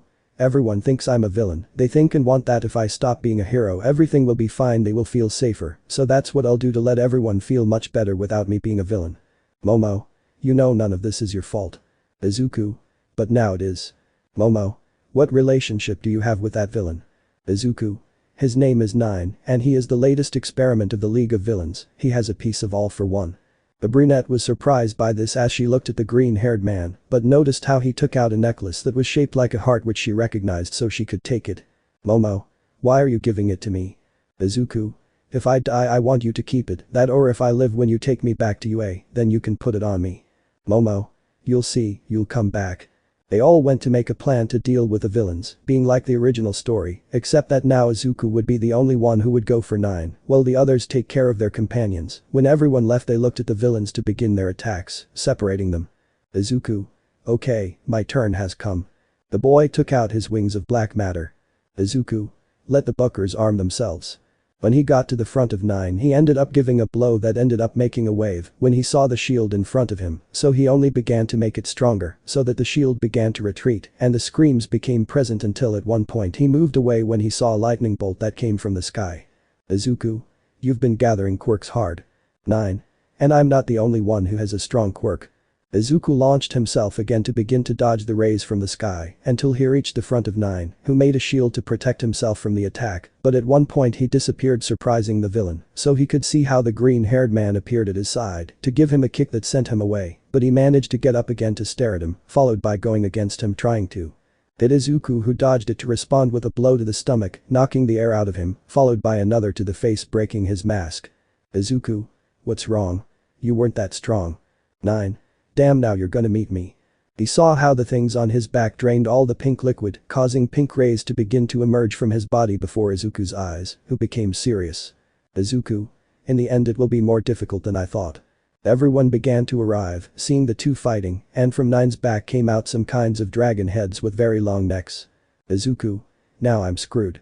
9 would begin the counter-attack with those dragons that went against Izuku, who could only begin to fly to avoid them, while taking out his sword, from which his black matter came out with which he would begin to attack the dragons hitting them, but this did not have much effect, since one of the dragons took Izuku to throw him to the ground, followed by attacking him hitting him full on since a crater would form where a somewhat hurt Izuku began to come out, but before he made a move, one of the heads would attack him again hitting him full on sending him to crash into several trees, crossing them all. Lita. Come on, let's help. When everyone was about to leave, 9 made a lightning bolt that fell on the class, but if it weren't for Kaminari, they would have already died. Izuku. Damn, I must be able to beat you. He launched himself again against 9 who, in the face of this, could only cause one of the dragons to end up taking the boy to lift him into the air, followed by a lightning bolt falling on him, causing him to end up in a crater in the floor. 9. If you leave me, I have to find someone. He took a few steps away from Izuku, but a blow hit him squarely, so he saw Momo and Bakugo who were still standing. Bakugo. First it happens between us. At that moment he launched a large amount of explosions against 9 who only protected himself using his shield, but when Momo was about to hit him, he made another shield to see it. 9. I'm interested in your quirk. He was about to grab the brunette by the neck, but out of nowhere he went to his side so he could see Izuku, who was using the dark nebula to attract him, followed by his sword being on fire. Izuku. Flames of purgatory. He threw a large amount of fire at 9 who made his shield to protect himself, but at one point, Momo managed to hit him with a blow that pushed him away so that Bakugo could give him a huge explosion, but the human 9 ended up giving him a blow that sent him flying. 9. I'm tired of these games, now I'm going to finish you off. He caused a huge bolt of lightning to fall from the sky, hitting Izuku and Momo who screamed as they fell to the ground side by side. Izuku. I can't lose, I must defeat him. At one point he remembered when he activated that form of dark matter that surrounded almost his entire body, being similar to Melioda's assault mode, while Momo thought about when he activated that white color on Izuku's katana in the battle against All for One, so that they could see each other. Izuku. If I give it my all. Momo. We can save them all. At one point they joined hands while in another part Bakugo threw explosions at 9, who walked as if nothing happened until he grabbed him by the neck. 9. You're starting to tire me out. At one point he received a blow to the face to see Izuku in that mode once again. 9. Now I'll finish you off. When he was about to attack he felt another blow to see Momo with a white light. Izuku. In fact, we will finish you off. The two of them launched themselves at 9, who only got up to see them and prepare, and when they arrived they began to attack him, giving him blows that not even 9's shield could stop. When he tried to use the dragon's heads, thinking that he was going to do something, the two of them using their swords ended up destroying the heads as if it were nothing, surprising him, but before he could do anything, Izuku and Momo would begin to hit him without any restraint, having no mercy on 9. Momo. We will finish you off, villain. Izuku. It's time you gave me something that belongs to me. The two of them hit him at the same time, sending him crashing into the ground, causing a huge explosion on the spot, leaving him unconscious. Although with that blow, Izuku got the all for one out of him. Time passed, and everyone watched as everything returned to normal. Izuku. Well, it looks like I have to go. Momo. But you can still be a hero, save all the people here. Izuku. Don't be mistaken, I didn't do this for anyone. I would start walking. Momo. I know you well and I know that beneath all that villainy you have there is something good. She gave him a small smile as she noticed a small blush on the boy who just flew away from the place before everyone's eyes, since the people of the island saw the entire fight and even recorded it. Chapter 30. After the entire class 1 went to the island helping, although they ended up fighting alongside Izuku against 9 and his group being seen and recorded by the people of the island, who were quick to publish this, causing all of Japan to see that battle. Well, they thought even more what to do with Izuku, because until then they had him labeled a villain. Well, class 1B came to feel a little jealous of what the others did. Now everyone was in the dorms, although Momo was in her room thinking about a way to where Izuku could be right now, a place where he could rest and stay calm. Momo. Where can you be, Izuku? The brunette was thinking until she remembered something. Flashback. Izuku and Momo were together before entering UA, talking a little between them, quite happy. Momo. If you were to become a villain, a bad person as you say, then where would you live so that no one would find you? Izuku. It's a good question, but most likely in a forest. I would make a cabin to be able to be quiet, apart from the fact that I usually walk the least. Momo. In the end, if you think like a villain. Izuku. I already told you I live among villains. End of flashback. Momo. How could I not see it before? He gave me the answer from the beginning. The brunette took the sword with a white handle and a sheath of the same color to leave. Mina. Where are you going? Momo. Well, I have to see something very important. Uraraka. Do you want us to accompany you? Momo.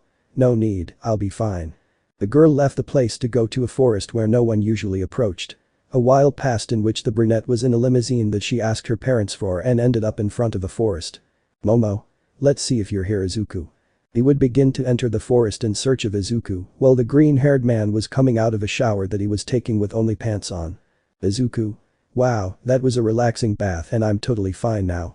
The boy would take his katana with a black handle and sheath to walk outside a little, but he would notice how a black-haired girl was approaching the place. Izuku. You really don't get tired. Momo was walking until she noticed a cabin to approach until she saw Izuku coming out of it. Momo. I found you. The girl would approach until she was in front of the green-haired man. Izuku. You already found me, but the question is, what are you going to do now? Momo. I think the question is more than obvious. At first you didn't want to come by good means, but now you will come by bad means. She watched as he pulled his katana out of its sheath, letting out a sigh and doing the same. Izuku. You are aware that if you do not beat me I will never return to UA, or in other words, this is the last fight between all for one against one for all. Momo. Yes, I know what I'm doing with this opportunity, but I'm more than sure of myself. Izuku. Then all that's left is for one of the two to make a move. The wind blew through the place, causing some leaves to pass by until at one point the raven went against Izuku trying to give him a cut, but Izuku dodged it, who ended up on a tree branch, but Momo jumped against him to give another cut so that Izuku would jump away, while Momo's katana cut where the tree was so that it would go against him while in the UA. Izawa. We all have to go out and do some things. Haminari. But Momo is missing. Izawa. Do you know where he went? Everyone would shake their heads, but the worst came to Izawa's mind, even though Kurogiri was behind him. Kurogiri. Let me pass. The villain entered to start walking to end up in Momo's room, entering it seeing that the brunette had maps of the areas, among other things, where Izuku could be. Izawa. What do you think you're doing entering the room of one of my children? Kurogiri. The brat did it, she found Izuku's baker. But that everyone was surprised to understand why he left the place with the katana. Izawa. Quickly, we have to find out where he went and warn the rest. Everyone would start running out of the dormitories while where Izuku and Momo were, these two ran until they stopped. Momo. In the end you decided to stop. Izuku. To be honest, I didn't want my house to get damaged, it cost me a lot to do it. Momo. Then let's fight here. Izuku. I'm afraid so, but let's see how you are with the sword. He launched himself at the brunette who only blocked a slash from Izuku followed by another, but at one point created a steel bar to hit the green-haired man in the face, who ended up moving away from the brunette but at one point dodged a cannonball. Izuku. Pretty interesting, let's see how long you can stay like that. He launched himself against Momo using his sword, the edge of which took the black matter, and when he fired another bullet it was cut by Izuku, causing it to end up dividing in two, while it went to another part so that it would reach the front of Momo, who only protected herself with her katana while in the UA. Nezu. So they tell me that young Momo may now be where Izuku is. Izawa. That's right. Nezu. Luckily we can see the city cameras to know where he went. They began to watch through the cameras, seeing how he left in a limousine until he arrived in front of a forest. Kurogiri. I know about that forest, I've been training there for years. Nezu. Then let's go. Kurogiri. We'll get there faster if they let me use my quirk. Everyone looked at this until they took the anti-quirk necklace he had to free him. Nezu. Now you can take us. Kurogiri. Yes. They watched as it grew larger so that everyone could get in and appear at the front of the forest. Izawa. Let's go. Inside the forest was Izuku clashing swords with Momo at high speed without stopping for a moment until one more clash ended with them moving away so they could see each other so that for a moment they would have a smile and launch themselves again, beginning to clash swords again, although they ended up giving off sparks in the place due to so many clashes. Izuku. So you know how to use a sword. Momo. What did you think? That I was going to show you everything? I also have the right to have secrets. Izuku. Yes, but let's see if you can handle a little more. She saw how black matter began to come out of the katana so that they would clash again, moving away a little as it sent Momo flying, but the brunette was able to get up again to make a shield that she threw at Izuku, hitting him, but inexplicably the shield returned to where the brunette was. Izuku. Is it Captain America's shield or what? It doesn't respect logic. Momo. Come and find out. He launched himself again although he threw the shield against Izuku, who only protected himself with his katana to at one point receive a kick from Momo, causing him to move away, followed by beginning to block her cuts that were going at great speed until at one point he ended up seeing white rays coming out of his body so that with one more attack he would make him move away. Izuku. You've definitely gotten good. Momo. And you still haven't seen anything. I prepared a small gift before arriving at the cabin. The green-haired boy had a look of doubt at what he said until he saw how by touching a button, he ended up making smoke come out in one part, but more importantly he noticed how missiles began to fall from the sky, so he jumped back avoiding the first one, although it was too late because he was very close to Izuku, as well as the floor for it to make a big explosion that pushed him away followed by starting to try to avoid the other missiles although they ended up affecting him anyway, making his body worse than before since he had signs of burns on his body as he began to move away little by little until he came out of the smoke with some injuries. Izuku. You've definitely become very good in this time. At one point he noticed some black whips so he could end up dodging them, followed by seeing Momo who used the whips to attack him, although he tried to avoid it, although out of shame, it was too late with each one that managed to reach him to lift him in the air and whip him on the floor, but when he managed to free himself, he ended up seeing a large amount of fire that hit him full on. Momo. What do you think?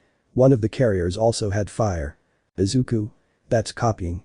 He launched himself against Momo to start clashing swords with her, but she made fire from her hand that she ended up launching against Izuku, who managed to dodge it by little, so that he could see the brunette who had a smile on her face because of this, so that Izuku made a movement of his hand, the metal of the place began to go against Momo, who covered herself using the whips protecting herself.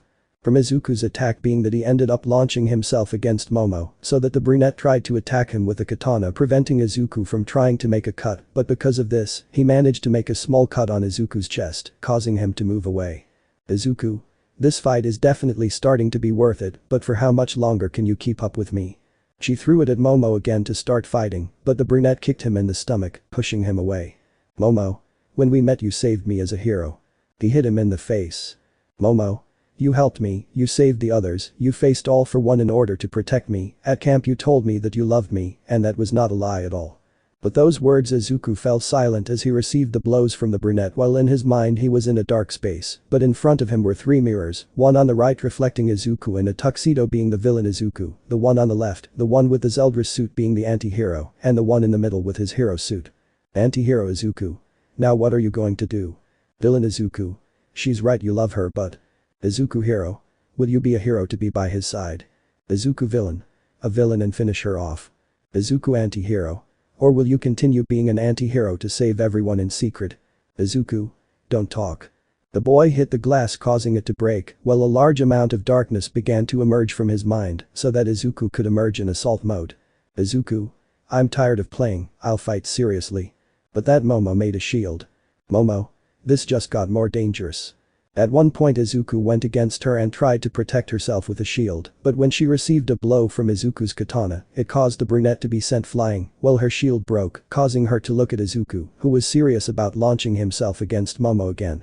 Staying in front of him to try to give her one more cut, but the girl used the katana to protect herself, but with the force of the blow, she sent it flying, causing it to crash into the floor, creating a cloud of dust which when it left the brunette was lying on the floor. Izuku? It's over. He began to walk away from the place. Momo? I can't let him go, not again, this is my last chance. The girl would begin to remember all the moments she was with Izuku, until when they kissed. Momo?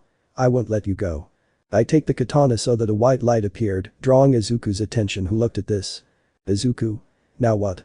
At one point he barely managed to protect himself from a cut from Momo, but was forcibly sent flying through some trees, but managed to get back up to see the girl who was just standing with a serious look. Izuku? This definitely got more interesting. Momo? Now you're going to come back no matter what. She launched herself again against Izuku, who, in response to this, tried to do something against Momo, who ended up trying to cut her, which she barely managed to protect herself from. The two began to have a cut fight as they were going at great speed, since the sparks of the place were noticeable, until Izuku went to the sky using his black matter wings, but before he could do anything he noticed Momo using the fire of one of the bearers of One for All going against Izuku, who had to start protecting himself from the girl who was trying to cut him. But Izuku managed to protect himself in time from each attack. Izuku's thoughts. She's faster now than before. The boy did his best to protect himself from each cut of the girl who was going at high speed until he began to notice the pattern of the attacks so that he could start his counterattack while standing alongside Momo, who were giving a great battle, while Class 1 along with some professionals and teachers managed to see how they were fighting too. Nezu? Is that Midoriya's true power? Kurogiri? He never unleashed his full power, but I think he's doing it now. All Might? No doubt young Momo is using it all too. The two gave a great fight before everyone's eyes, while the black aura that came from Izuku and the white one that was from Momo began to grow bigger. Being noticed by everyone as the two opposite colors began to come together, while the two young men were in the middle of everything until one more attack they moved away a little, but when they tried to make one more cut, being that they went down to do it while on the floor when they collided swords, the weapons made a great explosion of light while the swords ended up breaking.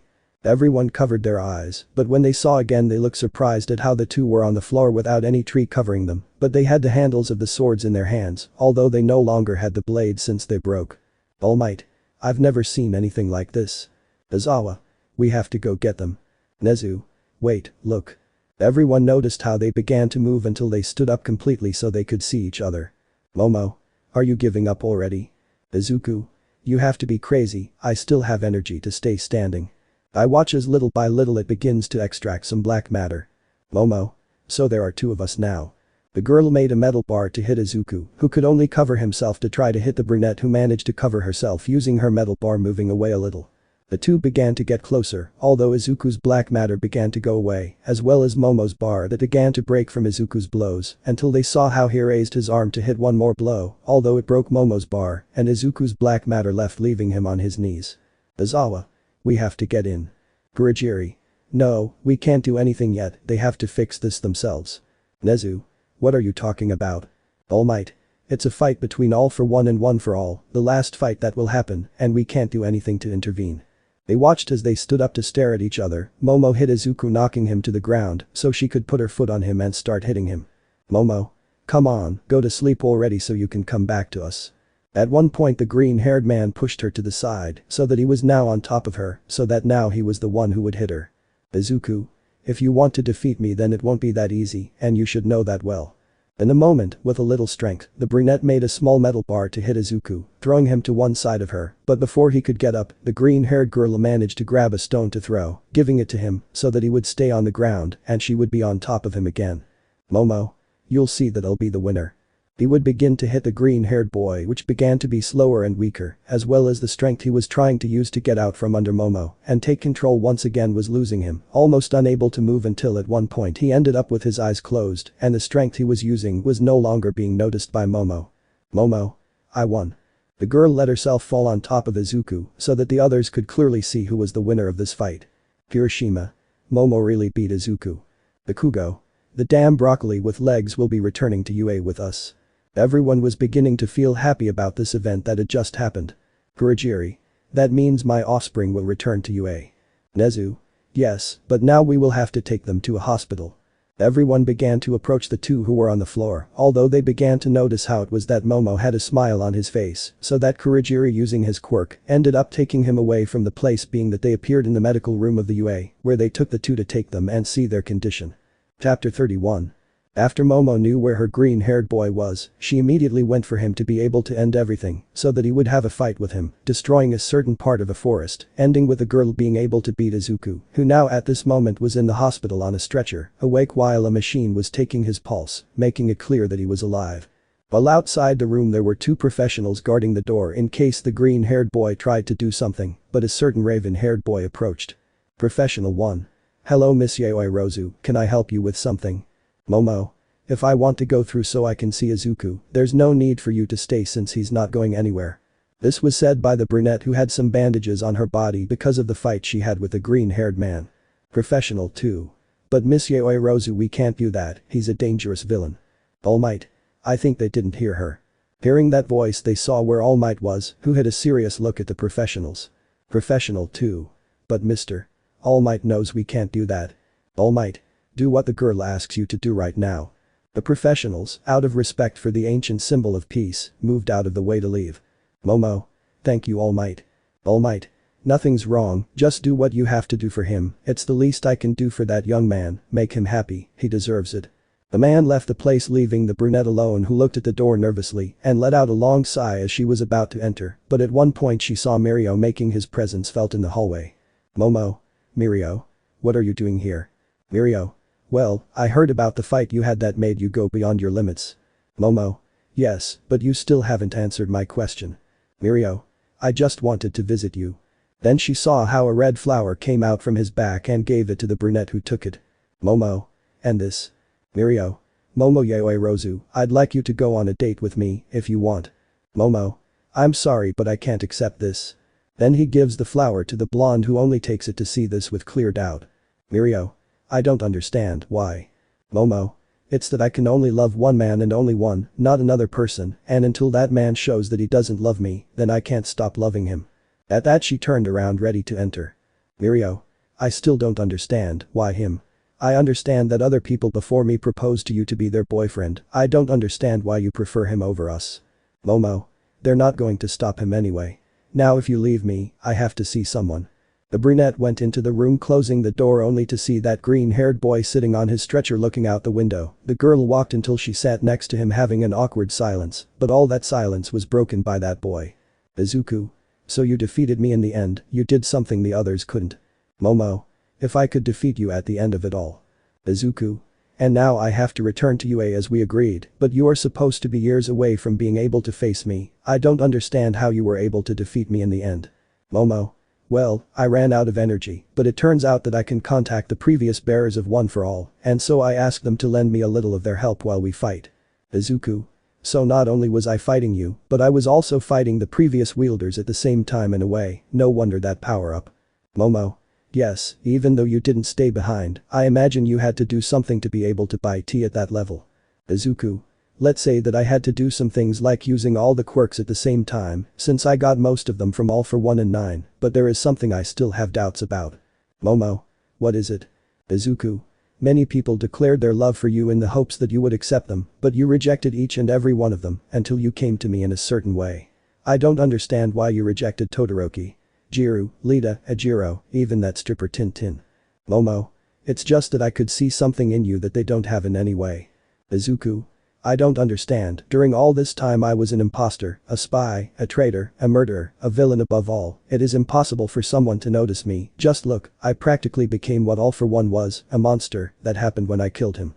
He said this as he began to cry, letting out everything he had inside, but at one point he received a slap from Momo that surprised him, because unlike all the other blows she gave him before, he could perfectly feel how he had some feelings loaded, so that he could see the girl who was letting out some tears. Momo. Are you listening to what you're saying yourself? Izuku. He was interrupted by the girl who didn't let him speak. Momo. I told you if you are listening to what you said, it was a question that you have to answer. Izuku. But it's the truth, everything I did. Momo. It was for the good of the people. Izuku Midoriya, you saved Eri, that little girl. You saved her from Overhaul without thinking about it. You saved the kids on the island without thinking about it, since you had the perfect point to bring out All for One on 9. But you didn't, you saved those kids. You saved Kota from being killed by Muscular. On that bench you saved those people and more.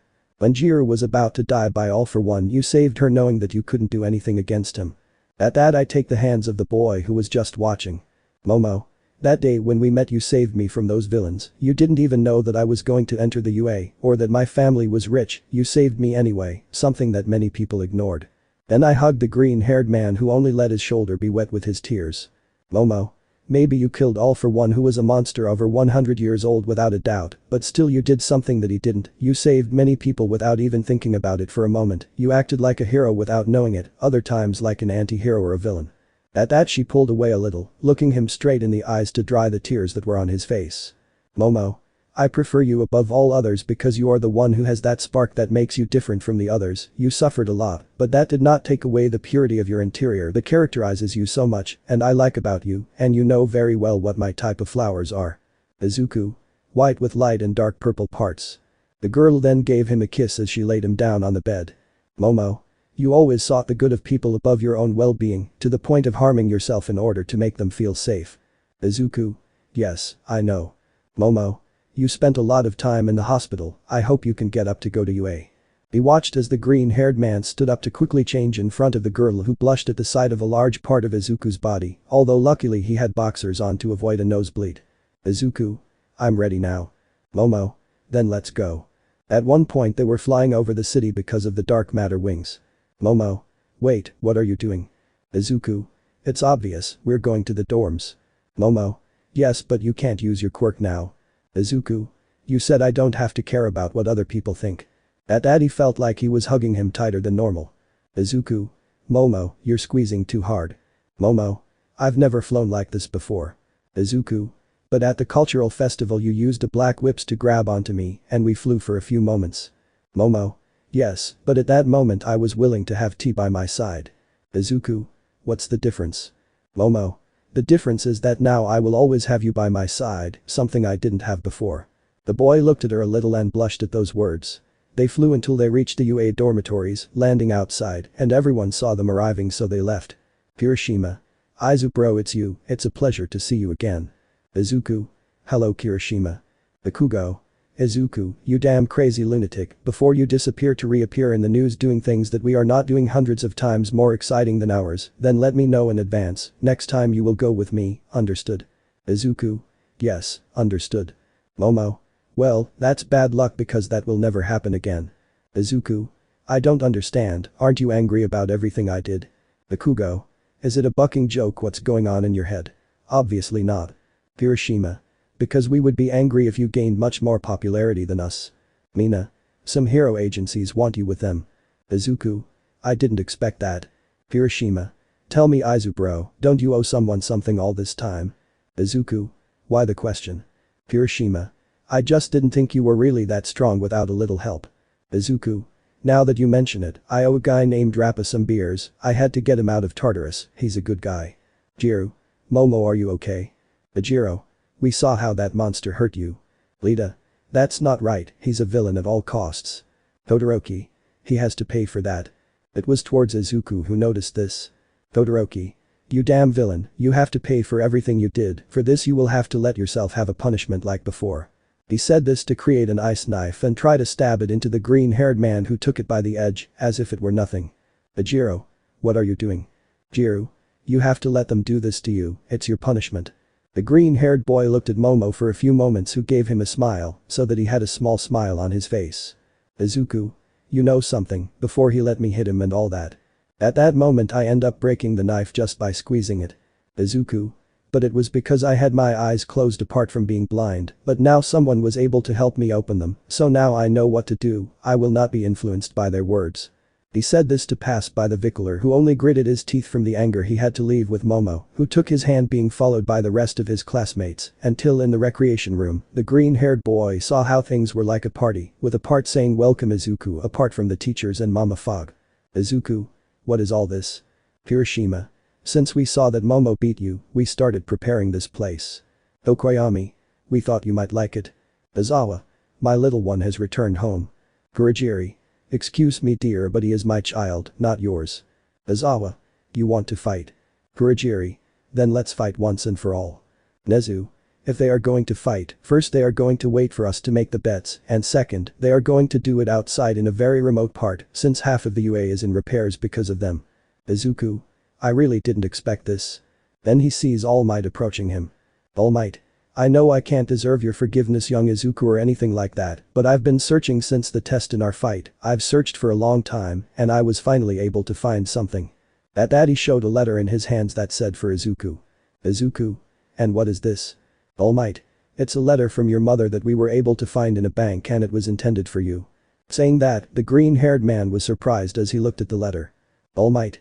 I know this won't fix the huge mistake I made in the past, and he has every right to hate me, but I hope this helps. He was silenced by a hug from Izuku. Izuku. I never thought I would say this in a part of my life after meeting Kurogiri and boy is it very difficult to say it, but in the end I have to do it, thank you All Might for this, I truly appreciate it. All Might. Nothing is happening young Izuku, it is the least I can do and hope that everything from now on goes well. At that Izuku noticed that on one side there was a basket of bread with a note and words. Izuku. Where did you get that bread? Kurogiri. When the girl found your house she went in and got some bread. Present Might. Now we understand why he said that young Momo was able to find Izuku's baker, although we don't know how he knew that. Kurogiri. When you're a mist mom you know everything your child is doing, in this case I knew well that he was making some bread. Hiroshima. I never thought you did this. Izuku. Something I needed to live. Momo. There's something else I want you to see. And that he saw how a small white-haired girl appeared in the place being Eri only so that Izuku would kneel at her height. Izuku. I guess your name is Eri, right? Eri? If that's my name, thank you for saving me from Chisaki. He said it with a smile to the green-haired man who only looked at this to be in the same way. Momo. And you'll see how Eri doesn't have a family to take care of her, apart from being an orphan, let's say she's alone and… Izuku. You want me to adopt her as my daughter, right? Momo. More like our daughter but if she wanted that. Izuku. I don't know, it's that I'm not ready to be a father yet. I look at Eri who was starting to lower her head. Todoroki's thoughts. It's my chance to get closer to Momo even though I probably have traumas from my father who might do the same thing to that girl, but it doesn't matter. Lita's thoughts. Now I can approach her to adopt that girl, although I don't plan to take much care of her. Ajiro's thoughts. With this I can teach martial arts to someone and at the same time have that brunette along with her money. Deer's thoughts. There is nothing better to take care of a girl than two women. Before they could do anything or say their thoughts they were destroyed by Izuku. Izuku. Although I can try even though I never had a father, but I can try to be Eri's father I think. But that the girl hugged Izuku who simply accepted it. Kurogiri. And what was I? Izuku. You weren't like a father or a mother, but you got a little closer to the maternal side having the nickname of Mama Nibla and at the same time you trained me and taught me things like a father, something like a strange thing, but more than enough to have you as a family member. Kurogiri. Well that makes more sense. Momo. And to confirm it I brought some papeles, I already signed it, but a few more signatures are missing. Izuku. You already had it in mind from the beginning, right? Momo. Yes. Izuku took everything to start signing and thus conclude everything. Izuku. Okay, that's it. Momo. And not only that, but there are other children who need our help. At that point he saw the children of the island appear. Izuku. It's Katsuma and Mahoro. Katsuma, hello Mr. Izuku. Momo. It turns out their father was the only relative they had. Izuku. Well taking care of 3 children is quite difficult, but well I think I can control it.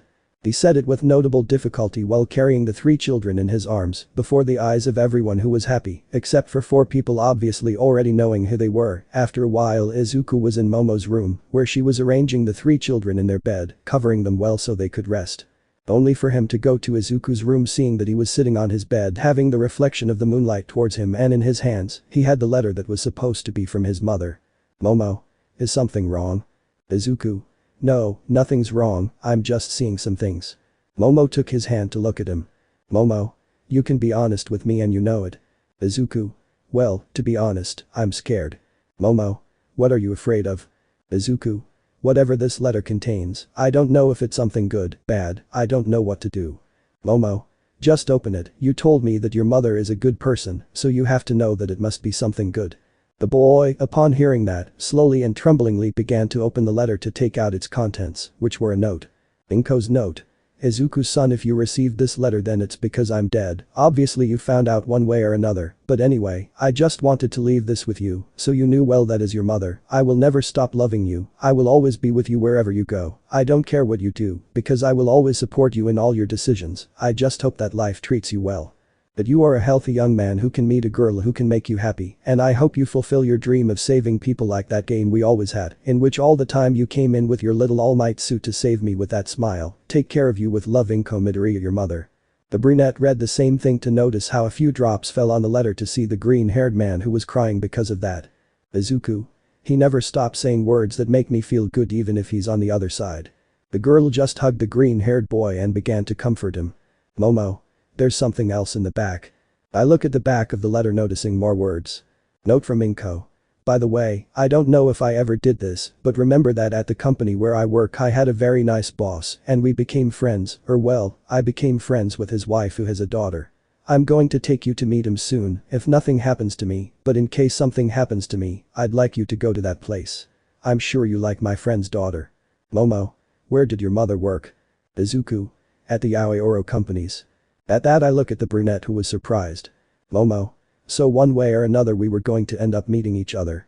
Izuku. A little late but well as the saying goes better late than never. Momo. It's good to know that and there's money from the bank that I left you as an inheritance. Izuku. Well it seems that she really was ready for anything, she was always that way. Momo had a smile on her face at such a thing. Momo. This is good because it will make it a lot easier for you to meet my parents. Izuku. Yes, but when? Momo. When are you more stupid? We're going tomorrow. Izuku. But tomorrow we have classes, I don't know if I really have to go. Momo. Come on, nothing bad is going to happen, apart from that, your mother and mine knew each other well, we'll be fine, and I don't know if we'll have classes tomorrow. Izuku. Well in that case let's go we have nothing to lose, but my life I think. Momo. We better go to sleep. Then they went to the brunette's room and saw Kitsuma standing up. Izuku. Is something wrong Kitsuma? Momo. Why are you up so late? Kitsuma. Mom, Dad, I just woke up because of a nightmare. Izuku. Well champion, we better go to sleep, the same thing isn't going to happen. Momo. My name is Mom. He said it with a clear impression of being with great happiness. Momo. I'm coming, son. He said this as he entered the room so that the five of them could sleep in the same bed. The next morning they were getting up, although it was mostly Momo who looked at Izuku as he lay down sleeping peacefully, while Iiri was lying next to him by the arm using it as a pillow. Kitsuma was lying on top of him and Miharu was on one side, kicking him with her foot so that it didn't wake up the green-haired boy. Momo. Now we look more like a family, wake up. The four of them woke up only to get up and start preparing everything, and when they came out they saw how a large part of Class A and B were lying on the floor, as if they had had too much to drink. On the other hand, there were the teachers with the director with money in hand, as if they were making bets, and in the distance they noticed Mama Caterpillar and Mama Fog unconscious. Izuku. Looks like you were right after all. Momo. You see, now we're going because we have a limousine waiting for us outside. The two of them left while being watched by a certain group of 4 people. Lita. I can't believe I actually went out with that thing. Jiru. And what did I give him of my love? Todoroki. Nothing's wrong, I have everything ready. In the limousine, Momo had a white cloth suit with some red parts and her hair tied a little more than normal looking formal. Izuku had a tuxedo like Kitsuma, Iiri had a small red suit that fit her size, and Miharu had a white one. Izuku. I don't understand why we have to dress like this. Momo. It's obvious, they are my parents and we have to be formal just for that. Iiri. So much. Momo. Yes. Izuku. Understand this little ones, your mother values this type of things a lot. Momo. I heard you. At one point the limousine stopped so they could get out and see those doors of the mansion. Izuku's thoughts. Well, let the Hunger Games begin. I thought about it while looking at the doors of the house although Momo and the little ones were excited. Chapter 32. After Izuku and Momo had talked, having the green-haired boy back in the UA reinstated as the new Izuku, only for it to end with Momo agreeing to the same thing about being able to talk to his parents. Only for him to find himself in front of a huge mansion with those who would be his adopted children and the brunette while the limousine was leaving the place, and Izuku felt the sweat begin to run down him coldly. "Momo. Are you ready, love?" Izuku. Yes, super smart, so much so that I can do anything, I can finish whoever, even die and revive without any problem, he said while nodding his head in a strange way in front of his children's gaze, thinking the best, I have something to do. He said this as he tried to leave. "Momo. Come on kids, we have to go see your grandparents." He said this while holding the green-haired boy by the ear, who complained of pain as he walked forward as if nothing had happened. They entered the huge house and were greeted by the butler. "Butler. Miss Momo, it's a pleasure to see you again." "Momo. I say the same, I want you to meet my adopted children, their names are Eri, Kota, Mahoro and Kitsuma." The children greeted the man with a smile, just like he did. "Butler. What about the gentleman?" "Momo. He's my boyfriend and future husband Izuku Midoriya." "Izuku. Nice to meet you, sir." He said this while extending his hand, which the man accepted without any problem. "Butler. I'm afraid there's a problem with all this." "Momo. What's going on?" "Butler. Well, it turns out that his parents are talking to someone about making an arranged engagement so that he can get married." Saying that they were surprised, although Izuku was clearly angry, as was Momo, who was worse. "Momo. Where are they?" "Butler. In the living room." They walked to open the door with a bang, seeing their parent signing some papers for a man they couldn't see because his back was against the chair that had its back to them just as he was giving his back to them. Momo's mother. "Daughter, it's good to see you again. How are you?" "Momo. How's it going? I'm going to UA for a few days doing hundreds, no, thousands of things so I can introduce them to the love of my life who is coming today, and it turns out they're getting me engaged without telling me in the slightest." They walked to see Ainji, the great hero endeavor, with a smile of victory. "Izuku.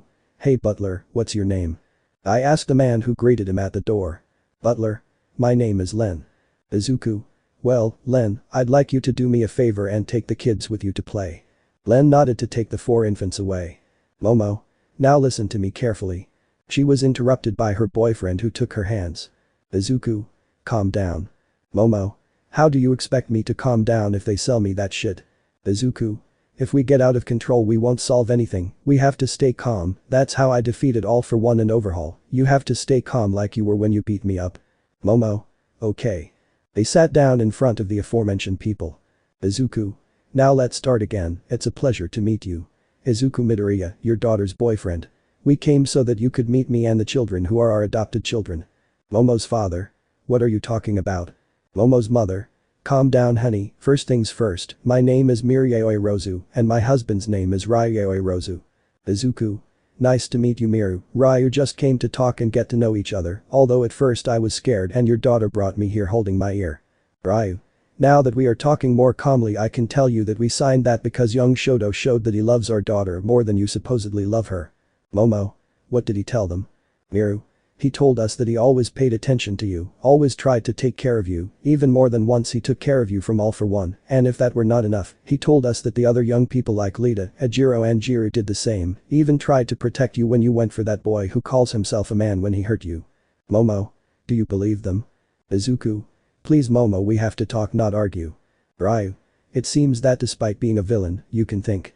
Izuku.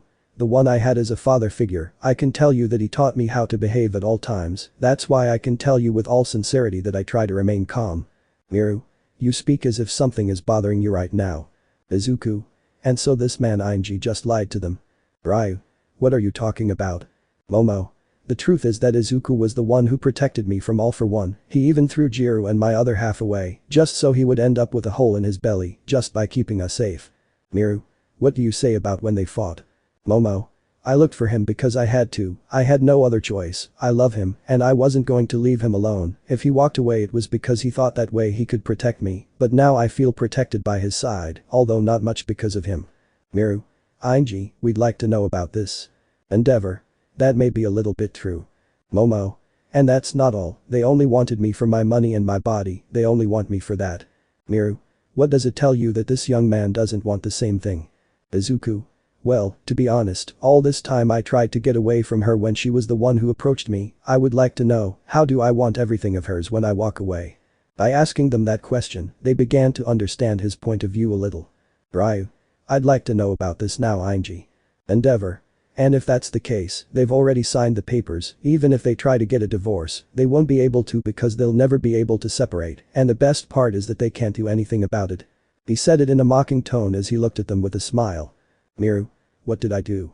The woman was about to start crying while Ryu was starting to feel sorry, Endeavor was about to move forward, but saw how Izuku got up and stood in front of him with a serious look.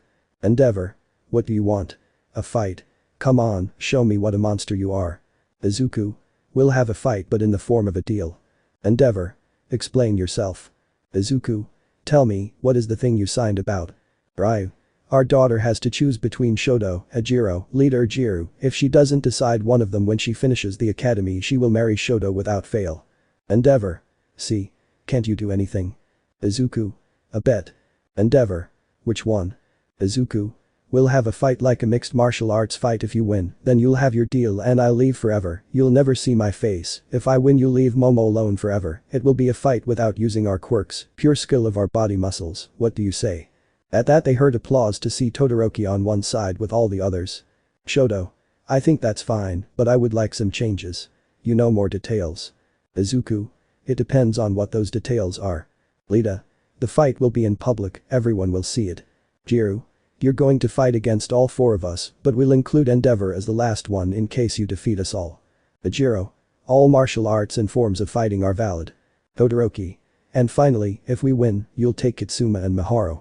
You beat those shitty kids up in public, showing your contempt for them, and the best part is, if I try to make them look like me, you can't do anything about it, no matter how I do it.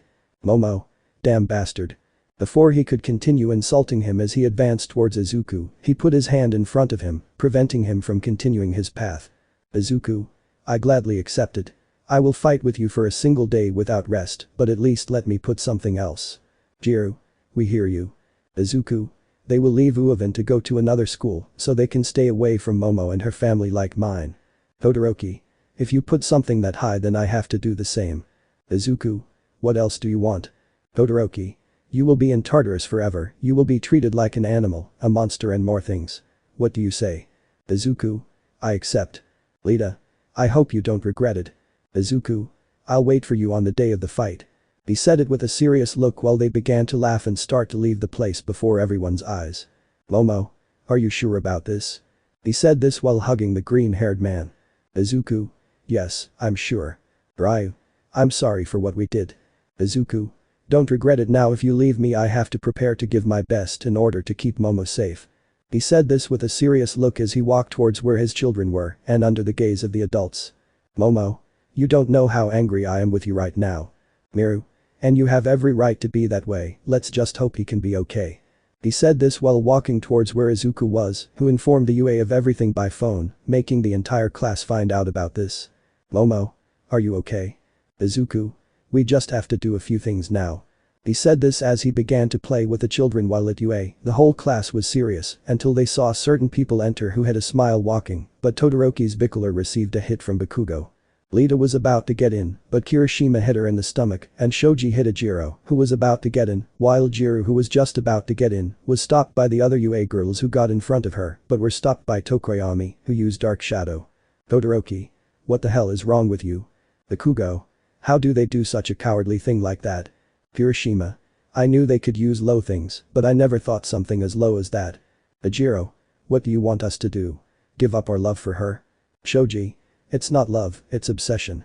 Mina, the four of them are sick, they don't know it, but they just made Momo think she has a miserable life. Tokoyami, everyone calm down. Izuku can stay calm right now. We have to do the same. Endeavor, who was outside, was about to intervene, but at that moment Kurogiri stood in front of him. Kurogiri, where were you planning to go? Endeavor, out of my way, villain. Izawa, I don't think you have to move from your spot. Present might. These are things between students, you know, classmates. Nezu, I don't think you have the thought of getting in his way and facing all of us, you have little chance. Hawks, even though I don't like doing this, they are right. Mirko, otherwise you will face us. Endeavor, please, I'm not afraid of any of you. Mirio, it may be true, but now you are facing the UA's big three. He said this appearing out of nowhere on the floor, while some tentacles began to appear as well as feathers to see Tamaki and Najire, one with a smile that promised pain while the other with his bored look. Tamaki, anyone with half a brain knows that. Najire, If you move I swear I'll shoot you with everything I've got and leave you with all your bones broken. Mirai.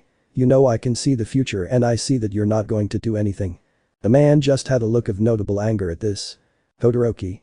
It's already done anyway, you can't do anything about it, at the end of it all Momo, her body and her money will be mine. Bakugo. I hope he breaks all your bones otherwise I'll make sure to cut off your head myself. Hiroshima. You better be careful because after your fight I'm going to castrate you. Shoji. They have no honor and call themselves heroes, warriors, men, but they are cowards. Mina. I thought many things about Yujiro but never something so stupid and low. Uraraka. Maybe I was in love with Izuku, but now I understand that it was an obsession. I advise you to think the same about what you feel with Momo. The class began to move away from the four who only looked at this with clear anger, while in the dark-haired girl's house, she was now looking from her room as in the door in front of hers, where the children's room was located. Izuku put them all to bed, leaving them sleeping, while little by little the night came. When he finished he left the room without making noise and closing the door to notice the loving and somewhat maternal look of the dark-haired girl. Izuku. Is something wrong? Momo. It's not that we see ourselves as a family, you are the father and I am the mother while they are our children. Izuku. Well, that's what we are and always will be. He said this while hugging her and giving her a kiss while from a distance they were being watched by the two black-haired men. Ryu. I think my daughter is in safe hands. Miru. If she is and will always be with that boy, it is clear that they love each other, we should leave them alone. After a while, the two of them were lying in the same bed covered by the sheet, while Izuku looked at the ceiling and hugged Momo who had her head on his chest. Momo. Love, I would like to know something. Izuku. What is it? Momo. Do you regret it? Izuku. What are you talking about? Momo. I talked about all this before, you could have been a great villain, finished them all off, but in the end you saved me, you betrayed the villains, the ones who used to be your people, now you put yourself at risk, ruining your relationship with the children, our relationship, your future, you risk everything just for me. Izuku looked at her for a few moments and then brought her closer to him just to give her a kiss. Izuku. You have to understand something Momo Yaoirozu, you brought me out of the darkness, I will always be grateful and in love with you for that, I owe you more than my life, and even if I didn't owe it to you, I would give it to you, I don't care if I have to face 1, 2, 4, 5 idiots or the whole world, I will do everything in my power, and more as long as I am by your side. Hug you. Kiss you and fulfill all your whims, as long as you are safe I will never leave you alone, and even if I die, you saw how I decided to come among the dead, when All for One almost killed me in order to protect you. He said it with a serious, loving and quite protective look that only made the brunette feel better as she hugged the green-haired girl a little closer with a smile. Momo. Thank you very much Izuku, I will always be by your side no matter what happens. Izuku. I've been wanting to break their faces for a while now, and with this I'm sure I'll achieve it. Momo. How are you so sure? Izuku. I watched Yuri Boyka fight many times over and over again, he was unbeaten in 3rd and 4th, I know all of his moves, now no one can beat me. The brunette had a small laugh at that as she hugged Izuku with a more than cheerful smile. Momo. You don't know how much I love you. Izuku. Me too. He said this while hugging the brunette, the girl of his dreams, while outside was Ryu with a glass at the door and his ear on the glass, trying to hear what was happening, until he received a blow to the head, so he saw Miru with a serious look. Miru. Aren't you ashamed of spying on your daughter? Ryu. I want to know what every overprotective parent does. They should be aware of what they do at night. Miru. Don't be so evil-minded. Ryu. You can't say the same thing, you're simply trying to spy on your grandchildren while they sleep to see if they say something about you or dream about you. Miru.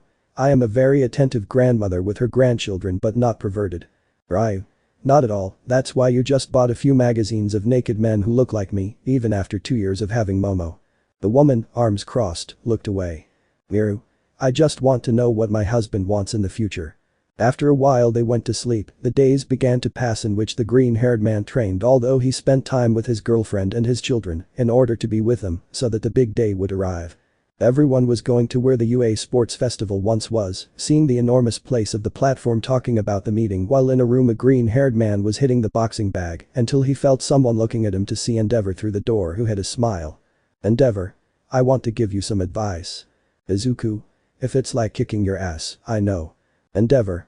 You're funny, I like that about you. Look, if you give up, we won't just send you to Tartarus and you'll be able to keep seeing that Horyoi-Rozu. What are you saying? Nobody gets hurt. Izuku. First, if I could kick your ass once and I was tired, then I can do it again. Second, if you insult her like that again, then I have more reasons to have no mercy on you. Third, I'll see you on the combat platform. Endeavor. As you wish. He said it with a smile to leave the place before Izuku's eyes, who only prepared himself, although he noticed how some entered. Izuku. What are you doing? Kirishima. I came to tell you that we support you. Bakugo. And wish that you kill them. Shoji. We will be your couch. Izuku. Thanks, but I don't know if I'll need any. Sato. We will accompany you anyway. Izuku. Then let's go. He said this so they could start walking. Chapter 33. Everyone was watching how that green-haired man was coming out, letting himself be seen by everyone, getting quite a few positive comments towards him as he walked. He was like that until he reached the stairs of the platform, starting to climb until he got to the top to see in front of him the group of people who had been bothering him lately, not even letting him have time with the girl he loves, while Momo watched everything from above with her being there with her family and adopted children. Ajiro. So you didn't think about escaping like you did before, I say, since that's in your nature. Izuku. Let's just get started, I have to spend some time with Momo. Todoroki. Damn you bastard, you'll see that we'll kill you since you're just a dirty villain. And that they saw Midnight standing in front of the group and Izuku holding a microphone. Midnight. I hope everyone is ready to see the fights, they have already chosen who will fight in turns apart from how they will fight. At that point I began to see how everyone was leaving except Jiro, who had a smile. Jiro. I hope you don't mind losing to a girl. Izuku. Don't worry, I'll make sure not to hit you hard. Midnight. The first fight is going to be a street fight, as Jiro said, begin. They saw how bars began to rise on the sides of the platform, leaving the trapped people. Jiro. I'm going to destroy you, you'll see how I get that raven. Izuku. I never thought I'd say this, but I'm going to enjoy breaking your bones. One walked towards the other as Jiro tried to hit him, but Izuku managed to dodge it, followed by more blows from the girl, as if it were nothing against him. Everyone looked at the way he dodged the purple-haired girl who couldn't connect a single hit. Kirishima. At this rate he won't be able to do a single bit of damage or anything. Bakugo. She's a bucking idiot to challenge him to that kind of fight. Kirishima. Why do you say that? Bakugo. They banned him from using his quirk, but despite not using his quirk or any other quirk, he is a genius in hand-to-hand combat, no one can do anything against him, that is why in a fight like this guy he has the advantage. They looked at Izuku, who was dodging Jiro as if it were nothing until he did a complete turn and kicked her, knocking her to the ground. Jiro. Damn wretch. Izuku. In the end you're just trash to me. The girl got up to try to hit him more, but Izuku grabbed her face to lift her into the air and slammed her against the floor. Jiro. That hurt. Izuku. You better stay on the floor and don't get up. He turned around and started walking to wait for his next opponent, but he began to hear how the girl was getting up, making him sigh and turn around. Jiro launched himself against her trying to hit her, but they only managed to graze the blows until at one point he noticed something that she took out of her sleeve, so he moved away to notice how he had a small trickle of blood on his chest, followed by looking at Jiro, who had a knife in his hand. Jiro. In a street fight, anything goes. Kirishima. That must not be allowed. Bakugo. Damn cheater is planning to kill him. Shoji. I never thought they would get to this point. They saw how she launched herself against him again, trying to give him a clean cut, but he managed to dodge her to grab her by the arm, followed by spinning around so that she would drop the knife in pain. She tried to use her quirk, but he grabbed her by that part of her ears to force her to lower her head, receiving a knee to the face, causing her nose to break and her mouth to bleed so that she fell to the floor before the eyes of Izuku, who walked towards her to grab her by the clothes and take her off the platform. Izuku. You were just trash, you give nothing but shame to be able to face me. Midnight. In the first fight Izuku is the winner. Sato. That shows who's in charge. Nezu. It seems like there's going to be quite a bit of progress in this fight. Toshinori.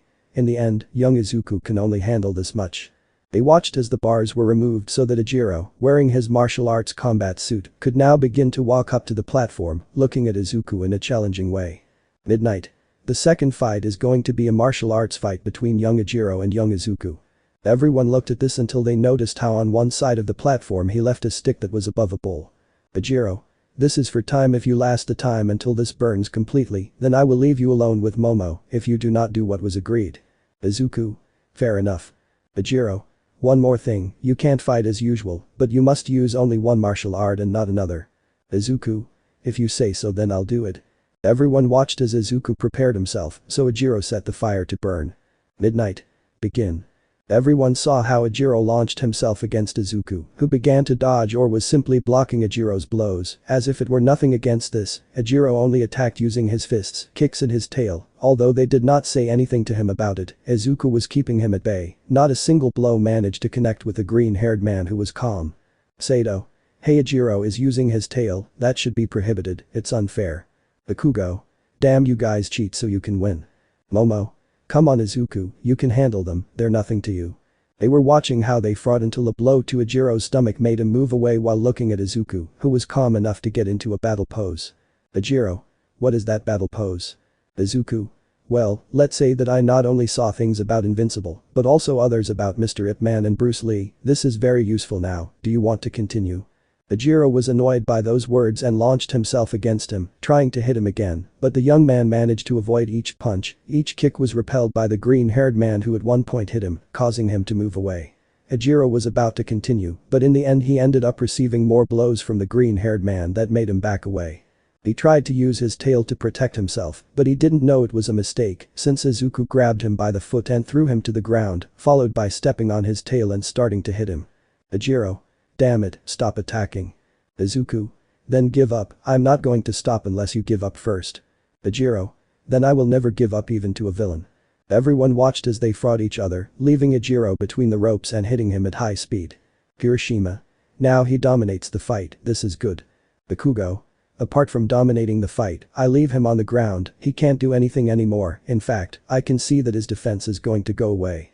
They watched as he stopped protecting himself with his arms to start receiving blows to the face, causing him to start bleeding from parts of his body, making it clear that he was falling against the green-haired man, who had all the dominance in the fight, until at one point he was left unconscious, while at the same time that stick that he left burning, ended up leaving a clear winner in the fight. Midnight. The winner is Izuku. But that they celebrated that part of the fight to see how the boy won no matter what while in a dark part. Lita. That scoundrel will surely die if he faces anyone. Todoroki. Make sure of that, we can't let him win, if he does we'll end up badly. Endeavor. Nothing happens now, you are going to win. The idiots fought in a way that he could stand, but not where he had no effect. But that the blue-haired man had a smile of pure arrogance as he listened to the plan. Midnight. Now the third fight is Lita against Izuku, the fight will be like the sports festival, but young Izuku will not be able to use his quirk.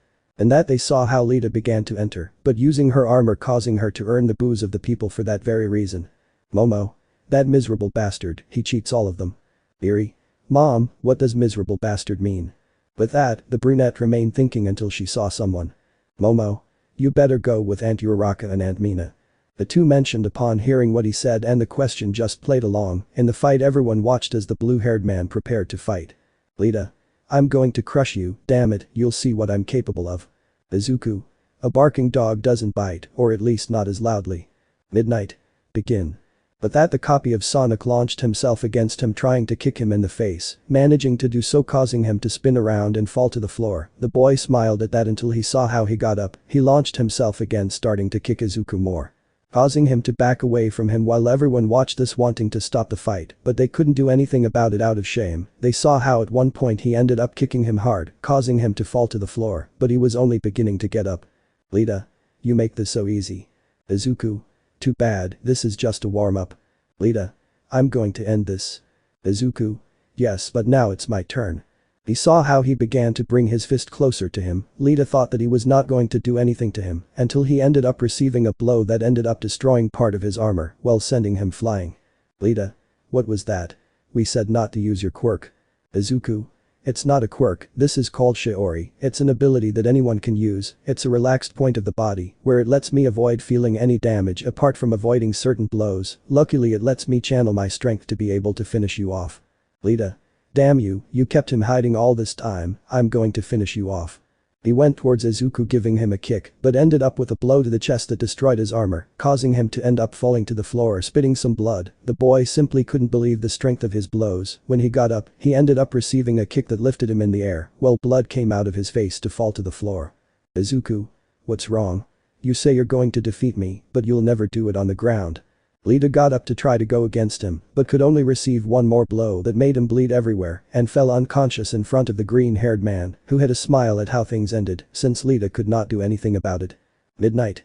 The winner is Izuku Midoriya in the third match. Everyone celebrated for such a thing being happy for the boy. Todoroki. Damn, he's taking more and more control of all this. Endeavor. Don't worry, in the next fight we can try to dominate, everything is in your hands. He said this so that Todoroki could start leaving. Midnight.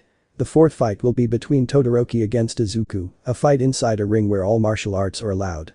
With that, a ring was made in the middle of the platform where Izuku went up as did Todoroki. Hiroshima. I guess we shouldn't try to help or anything. Momo. No need, Izuku already won. Bakugo. It seems like his love for you is driving him to do all these kinds of things, even bringing out abilities out of nowhere. Sato. It's true now you know that he's going to win for the simple fact that he loves you. Momo. I said it because of the undefeated movies that were seen, he knows how Yuri Boyka fights, and he is going to use it to his advantage, that is why Todoroki is lost. Bakugo. So in that case F for the Vi color that will be graped without Vaseline and without any warning. Everyone nodded as they watched the fight. Todoroki. I'll kill you, you damn villain. Izuku. We'll see about that. Midnight. Begin. But that Todoroki launched himself against him trying to hit him, but Izuku dodged it as if it were nothing. The Victor went on to try to deliver a certain number of blows, in which Izuku managed to keep him at bay, as if it were nothing against him, since he was nothing. Everyone watched as the green-haired man didn't flinch at the enormous amount of blows he threw at him. Todoroki. Damn villain, when I'm done with you I'm going to grape that Horyoi Rozu, sell your children and send it all to you by mail so you can see it. But that he ended up stopping himself so that he would receive a blow from Todoroki, followed by another and another, causing some blood to start falling in the combat ring. Momo. No Izuku, why are you stopping? Hiroshima. I think he said something that he didn't like at all. Bakugo. But there's something strange, look, since he received the first blow he hasn't moved from the spot even a single centimeter or millimeter. They watched as he was receiving blows, but he didn't move a bit. Shoji. The magician receives the attacks but does not flinch. Momo. I understood the reference. Toru. So I actually give you the powers to understand references as well as defy the laws of logic with a shield. Momo. I think so. Everyone watched as at one point he ended up hitting him, causing him to step back. Izuku. I didn't take it very personally before, but now you've hit rock bottom, you son of a bitch, I'll kill you. Todoroki launched himself against him, but it was the worst idea. Izuku ended up giving him another blow, causing him to be against the ropes, where he began to receive more blows, causing the Vi color's blood to be what is now adorning the ring. Everyone watched as he had no mercy on the Vi color until at one point he started to do a backflip while at the same time kicking Todoroki in the face, causing him to leave the ring unconscious. Izuku. You're just trash. Midnight. The winner of the fourth match and semi-final is Izuku. Everyone showed happiness at that while Momo relaxed knowing that everything was okay now. Chapter 34. Everyone watched as that young man was advancing without problems through all the fights, defeating everyone who was present, and now only one last person was missing, who earned a lot of hatred from the UA, while Izuku was just calm in a corner, as if it were nothing in front of the eyes of his friends, although others were near him. Bakugo. Just one more fighter, one more and all this will be over. Izuku. Yes I know, the next one is Endeavor, I have to defeat him only that. Hiroshima. When this is all over I'm going to be the best man at the wedding. Izuku. I'll have to think about that. At one point they saw Endeavor walking towards them only to jump into the ring before everyone's eyes. Endeavor. I'm going to destroy you, you damn villain. Izuku. Well old man, I guess it's better that you retire, you know, you're at that age where you start to get weaker. Endeavor. We'll see about that. Saying that he began to walk towards Izuku as he began to reciprocate in the same way. Bakugo. Come on buddy, defeat that old man and let him learn who he's messing with right now. Hiroshima. You can defeat him, it won't cost you anything to turn him into puree. Endeavor. I hope you don't mind me destroying you with boxing. Izuku. Well I hope you don't mind that I end up killing you by accident, you know, a villain. When they reached the middle of the ring Endeavor tried to respond with a blow that Izuku managed to dodge in time for him to give another blow to Endeavor's face, although it did nothing to him. The man could only respond in the same way if it weren't for the fact that Izuku managed to dodge it again to continue with those blows towards Endeavor, who only managed to get even angrier. Hiroshima. Looks like Izu is managing to keep him at bay, we can win this. Bakugo. But we must not be overconfident, remember that he is still very strong and surpasses him in physical strength. On the balconies everyone was watching the fight, most of them were happy to see how those two fought each other, but others were not. Kota. Mom, it seems like Dad can beat her. Eri. I want to see Dad win, I would like him to show him who is in charge. Momo. It's going to be that way, Dad will be able to win, we just have to let him keep fighting and have our hopes in him. But that they watched as Izuku managed to keep Endeavor at bay, who only tried to hit him, but those blows didn't reach the green-haired man who kept his distance. Endeavor. Damn kid, let me hit you just once, that'll be enough to claim that girl. Izuku. Well, in that case, don't think I'm going to let you do it, Momo is my love and I can't let you do anything to her. Endeavor. We'll see about that. By saying that, he let out a bit of fire, although no one got to see it because it was little, but those who were close did see it, that fire which caused Izuku to move away a bit, although the fireman ended up taking advantage of that same thing to be able to hit him in the face, causing him to end up moving away a bit from the fireman, although he did not have enough time to react to the following blows that Endeavor gave him that left him against the corner, causing him to stay in that place while Endeavor continued hitting. Before he could cause more damage, the bell was heard, causing him to stop and go to his corner while Izuku was treated by his friends. Hiroshima. That bastard used his quirk in the middle of combat. Bakugo. That's cheating, we have to expel him. Izuku. No, let him keep using whatever he wants if I'm going to destroy him in the end. Bakugo. I don't think that's a good idea. Izuku. Come on, I've been watching the Undefeated, Ip Man, and Rocky movies along with the Creed ones, I can win this fight. At this point the two of them looked at each other. Hiroshima. I don't think we have any choice but to let him fight. Bakugo. Sounds good to me. As he said that, the bell rang again, causing them to get up from their seats just to see Endeavor approaching. Hiroshima. Go ahead and show who's boss. Bakugo. Just destroy his bones. But that when they got to the front, Endeavor gave a full blow to Izuku's face, who was not far behind, and was able to reciprocate in the same way by giving a blow to Endeavor's face. In that way they continued with blow after blow to the other's face. Endeavor. Damn wretched eyes. Izuku. Well, we'll see, you have to hit better than that, All for One was much worse. Endeavor. We'll see about that. By saying such a thing, they could only continue with the blows until at one point they hit each other at the same time, causing them to move away. Hiroshima. Just finish him already. Bakugo. Destroy Shine. Izuku and Endeavor were about to hit each other, but at one moment an explosion was heard in the distance along with a roar. Moments before that blow in the laboratory, there was that doctor from the League of Villains somewhat injured because he had to escape from some dangerous things. Doctor? Damn professionals, damn Izuku, they ruined the League of Villains, the Nomus, the Altagama, there is nothing left, but before I die I will let you take care of everything, destroy everything, kill everyone, do it without mercy, my best creation. He said it while pressing a button, causing red eyes to illuminate everything from the darkness, followed by that a building in a part of the city ended up exploding. Again in the tournament they heard that noise. Endeavor. What was that thing?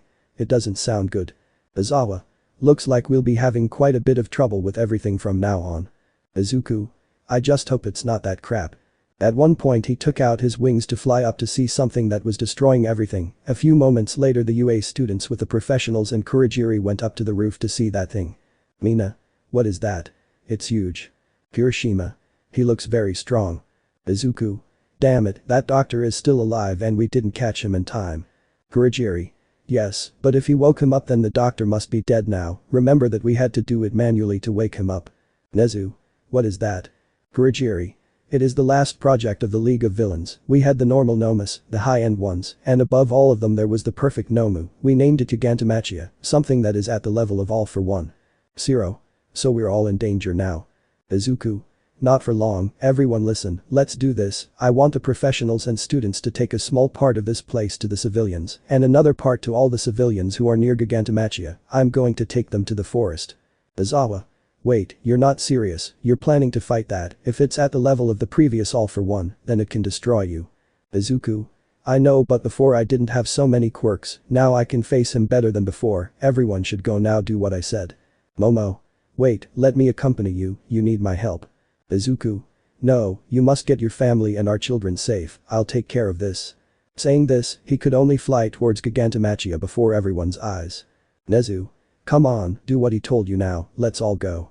But that everyone began to go help people while Izuku, while flying alone, made a kind of giant sword of dark matter on his right arm. Izuku.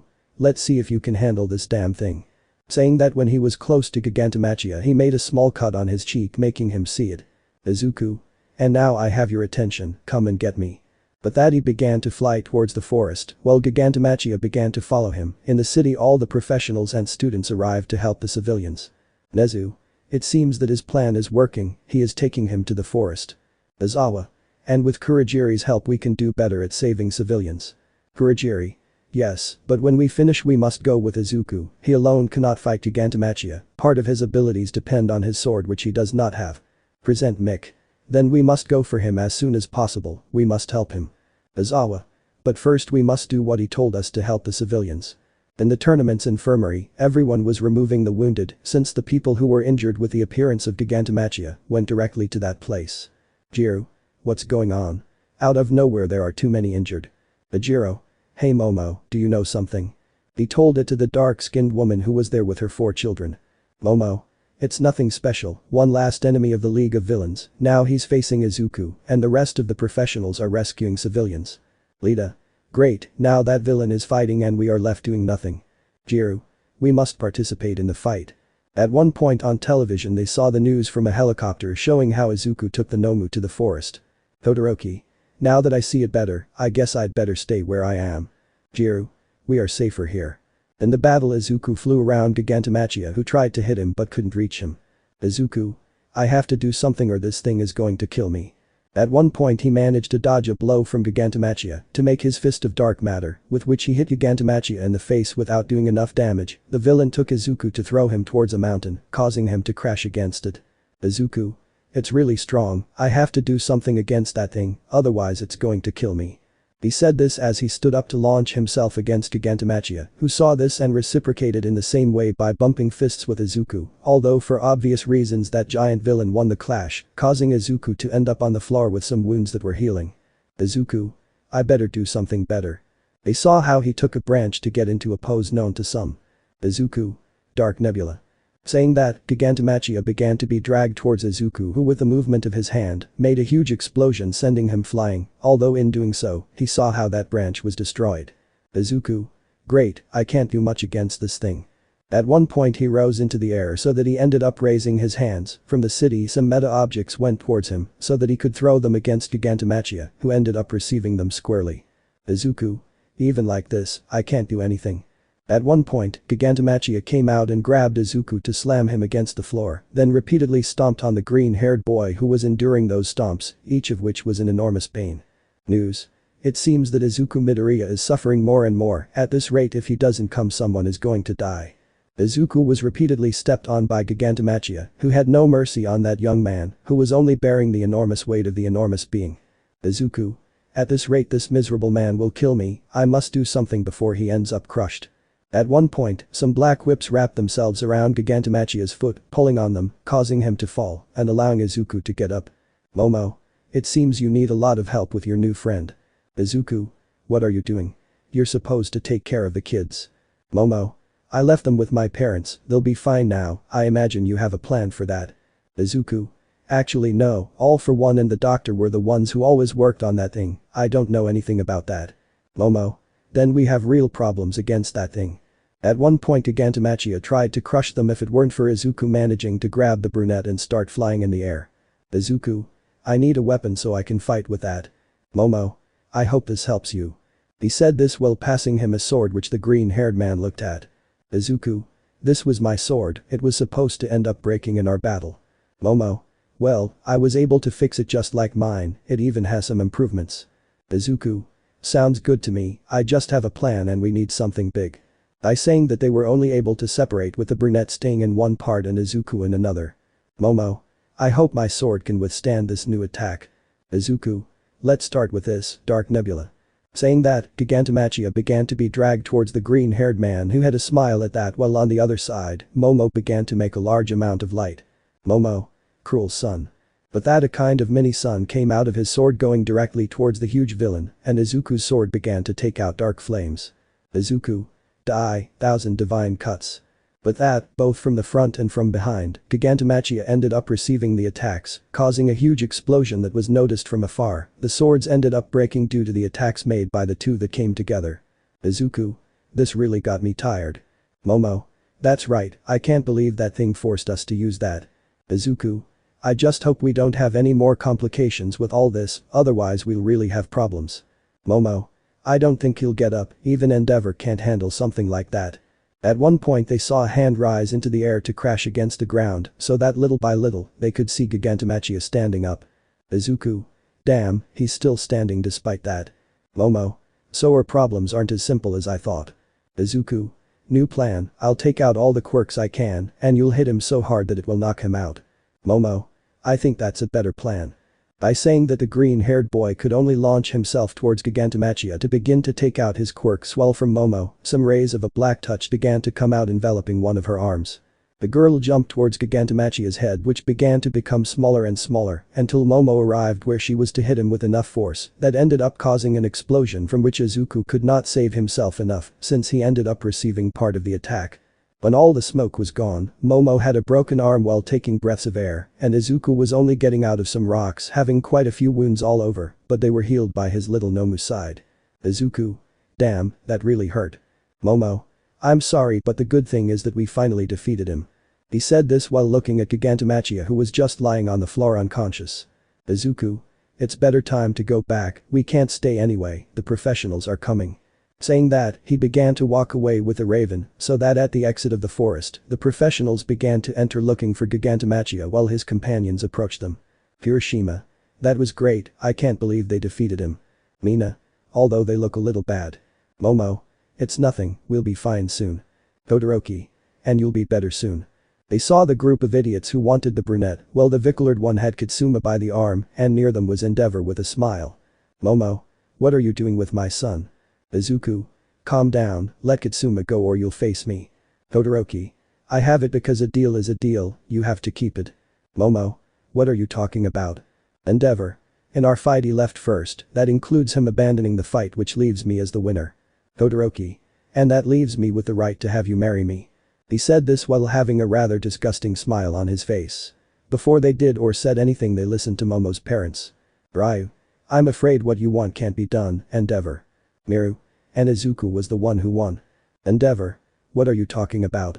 In that they saw how he showed on one of the cameras how in the middle of the fight he used a little fire. Ryu. You cheated and that's why you can't claim anything, since before that villain appeared, that's why Izuku is the winner of the tournament. Endeavor. No, that shouldn't be possible, no. Izuku. I'm sorry but things are as they are, right now both you and we already have everything clear, Momo will not marry you. Zero. Vala is what they say about her. Mina. And what do they say about her? At that point some boys began to gather together. Boys. They call her the heartbreaker, the false illusions. At that, the brunette was somewhat embarrassed. Izuku. Now that everything is clear, let go of my son and get out. At that they let Tatsumi go who went straight into Momo's arms while Izuku stared at them all as they left. Miru. Well, this has to be celebrated. Izuku. Yes, but first Momo needs to go to the hospital. Momo. It's true, part of my body hurts. But that they began to walk so they could rest after that battle. Ryu. Now that I remember, we have to see when his wedding is going to take place and how everything is going to be. Izuku. I think you're rushing things. Miru. But it is true we must think that. Momo. They really want us to hunt each other down. He said it as they were leaving. Chapter 35. Since that fight they had with the one known as Gigantomachia, everyone began to know better about the capacity of the UA. Apart from now without the League of Villains with their Nomus or the 8 Precepts of Death, there was not going to be anything or anyone that would get in their way ever again. Now in a house somewhat close to the UA Izuku was lying in a bed until he saw how that brunette who took a heart that was not hers entered the room to lie down next to him. Izuku. So you finally managed to get the kids to sleep peacefully. Momo. Yes, they finally fell asleep and tomorrow they will wake up again to go to the park. Izuku. Vala never thought he'd have things like this in life, a family, a beautiful fiancé and stop being a villain. Momo. You know very well that you can count on me, I haven't let you go anywhere for a long time. Izuku. Yes, I know it quite well since you tied me up with the black whips and I tried to escape I realized. Momo. That's true. Lemon skipped.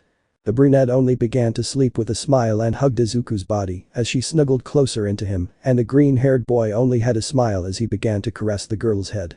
Izuku. Wow, nobody would have expected this, the villain who fell in love with a heroine, I would never have thought this would happen, but anyway, I'm glad I found the ideal woman. He said it to start sleeping, years passed since then that everyone was training, the couple became closer as they little by little passed the academy becoming professionals, now inside a bank it ended up exploding with some villains coming out of it. Villain 1. Come on, we have to leave this place right now, we can't stay. Villain 2. That's right, now we have to get as far away from all the heroes as possible. The news was reporting everything that was happening. Reporter. It seems that some villains robbed a bank and are trying to escape in a white van, which appears to have been modified so they can leave. Villain 3. Hey, what are we going to do with so much money? Villain 1. We will probably have all the things we want in our life. Villain 4. Hey, I don't want to spoil the party, but the professionals are after us. In this way they saw how some professionals were following them. Bakugo.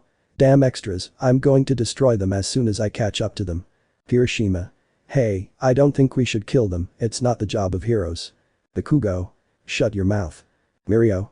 Hey, don't keep fighting, we have to keep heading towards the villains. He said this as they began to chase after them. Reporter.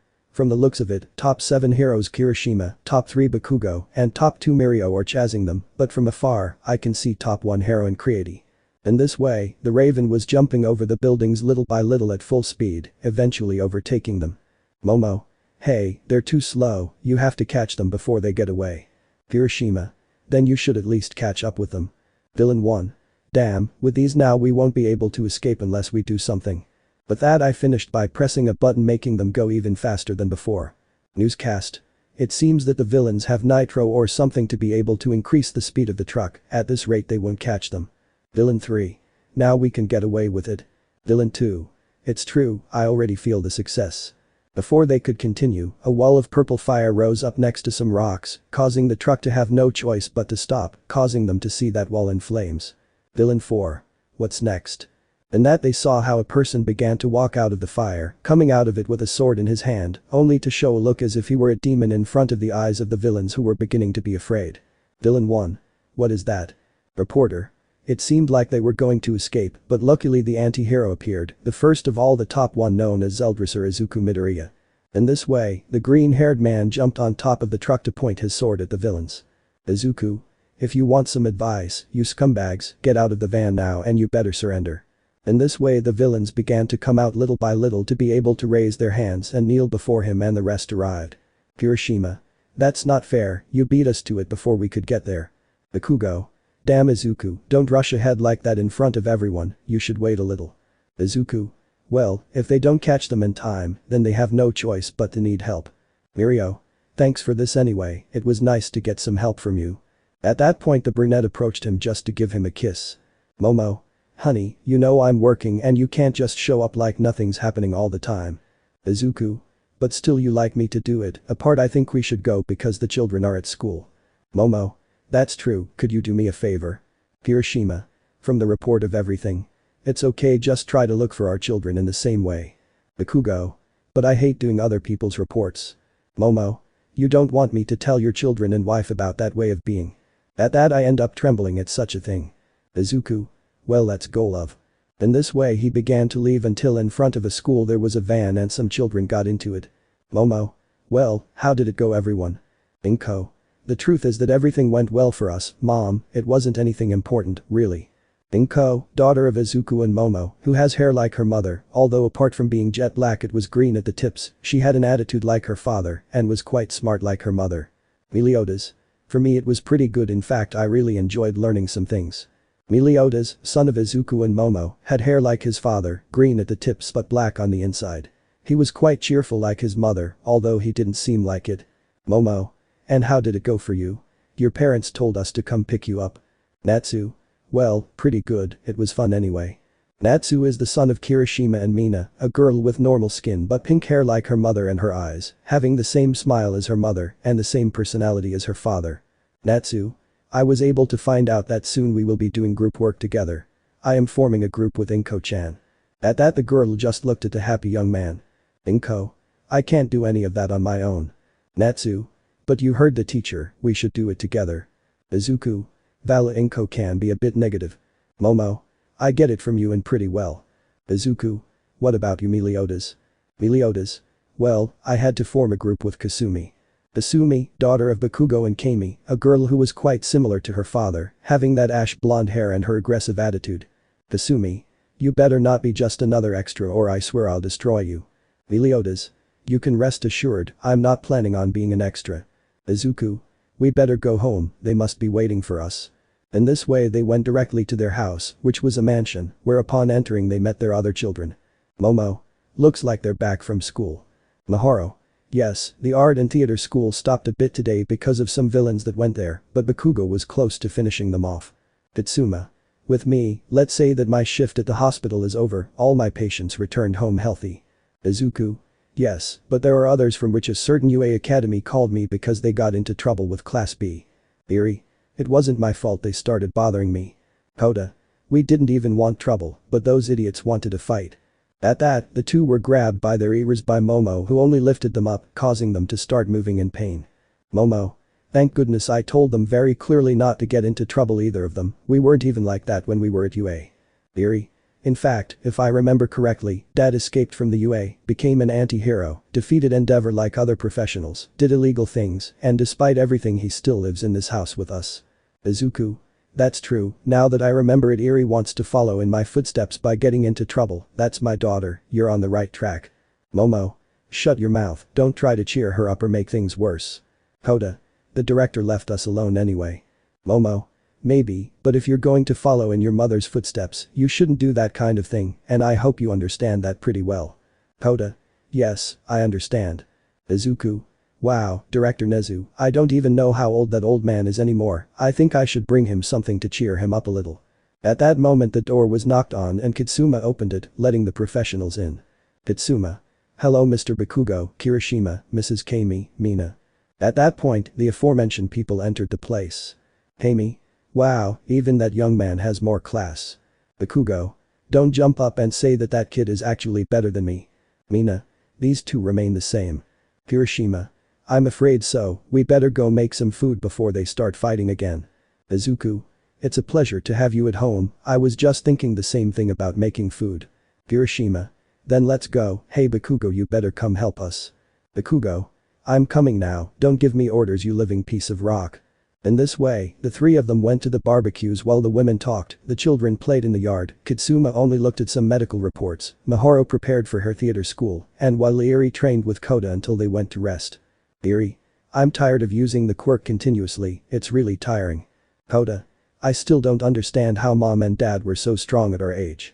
Eri. That's right, we'd like to know that. Momo. Well, it wasn't easy at all.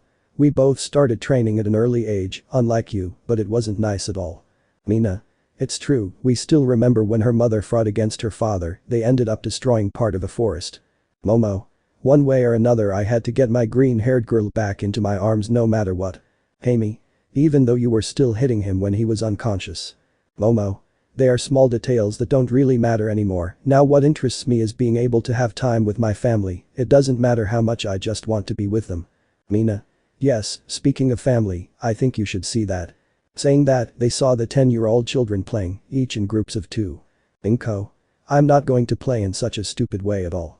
We have to use strategies if we want to win one way or another. Natsu. Come on, it's going to be fun, we should play as best we can, I only ask that we play a little more, we should be able to do something if we jump right in. Inko. Don't be reckless, you're going to hurt yourself that way, and that's the last thing I want. Natsu. I didn't know you were so worried about me. At that the girl blushed while on the other hand with the other group. Meliodas. If we charge at them now, we can win. Kasumi. Don't tell me what to do extra. Meliodas. But I thought it wasn't just another extra in your life. Kasumi. Just follow my orders and we'll get better. I hope you understand that. Meliodas. But we should be able to do something about this. Kasumi. Shut your mouth Deku, you are a Deku. Meliodas. At least I'm your Deku. Kasumi. What did you say? He said it with clear anger and a blush on his face as he began to hit Meliodas for that. Kami. I think there is a certain amount of banter between our children. Mina. It's true, this is going to be a lot of fun. Bakugo. What are you talking about? Momo. Nothing, like your daughter will kiss my son at any moment. Bakugo. What, my princess? He said it while looking upset. Izuku. Looks like you're going to have a bad time. Mina. Well, my son is going to kiss Inko any minute now. At that, the two began to activate their jealousy as protective parents. Izuku. I think we should talk to some kids a bit. Bakugo. I hope you don't have a problem with your son getting a little burned. Before they could take a step they were knocked out by a blow from Kami and Momo that threw them to the ground. Momo. Wow, these two only increase the problems. Kami. Separated they are nothing but together they are a problem. He said this while looking at them. Kirishima. We better start eating before something bad happens, we have to do it before the food gets cold. In this way everyone began to eat. Already at night in the lover's room Izuku was with Momo hugging each other. Momo. Tell me if you still think you never imagined having this life. Izuku. To be honest, no, but I still like him a lot, as does our family. Momo.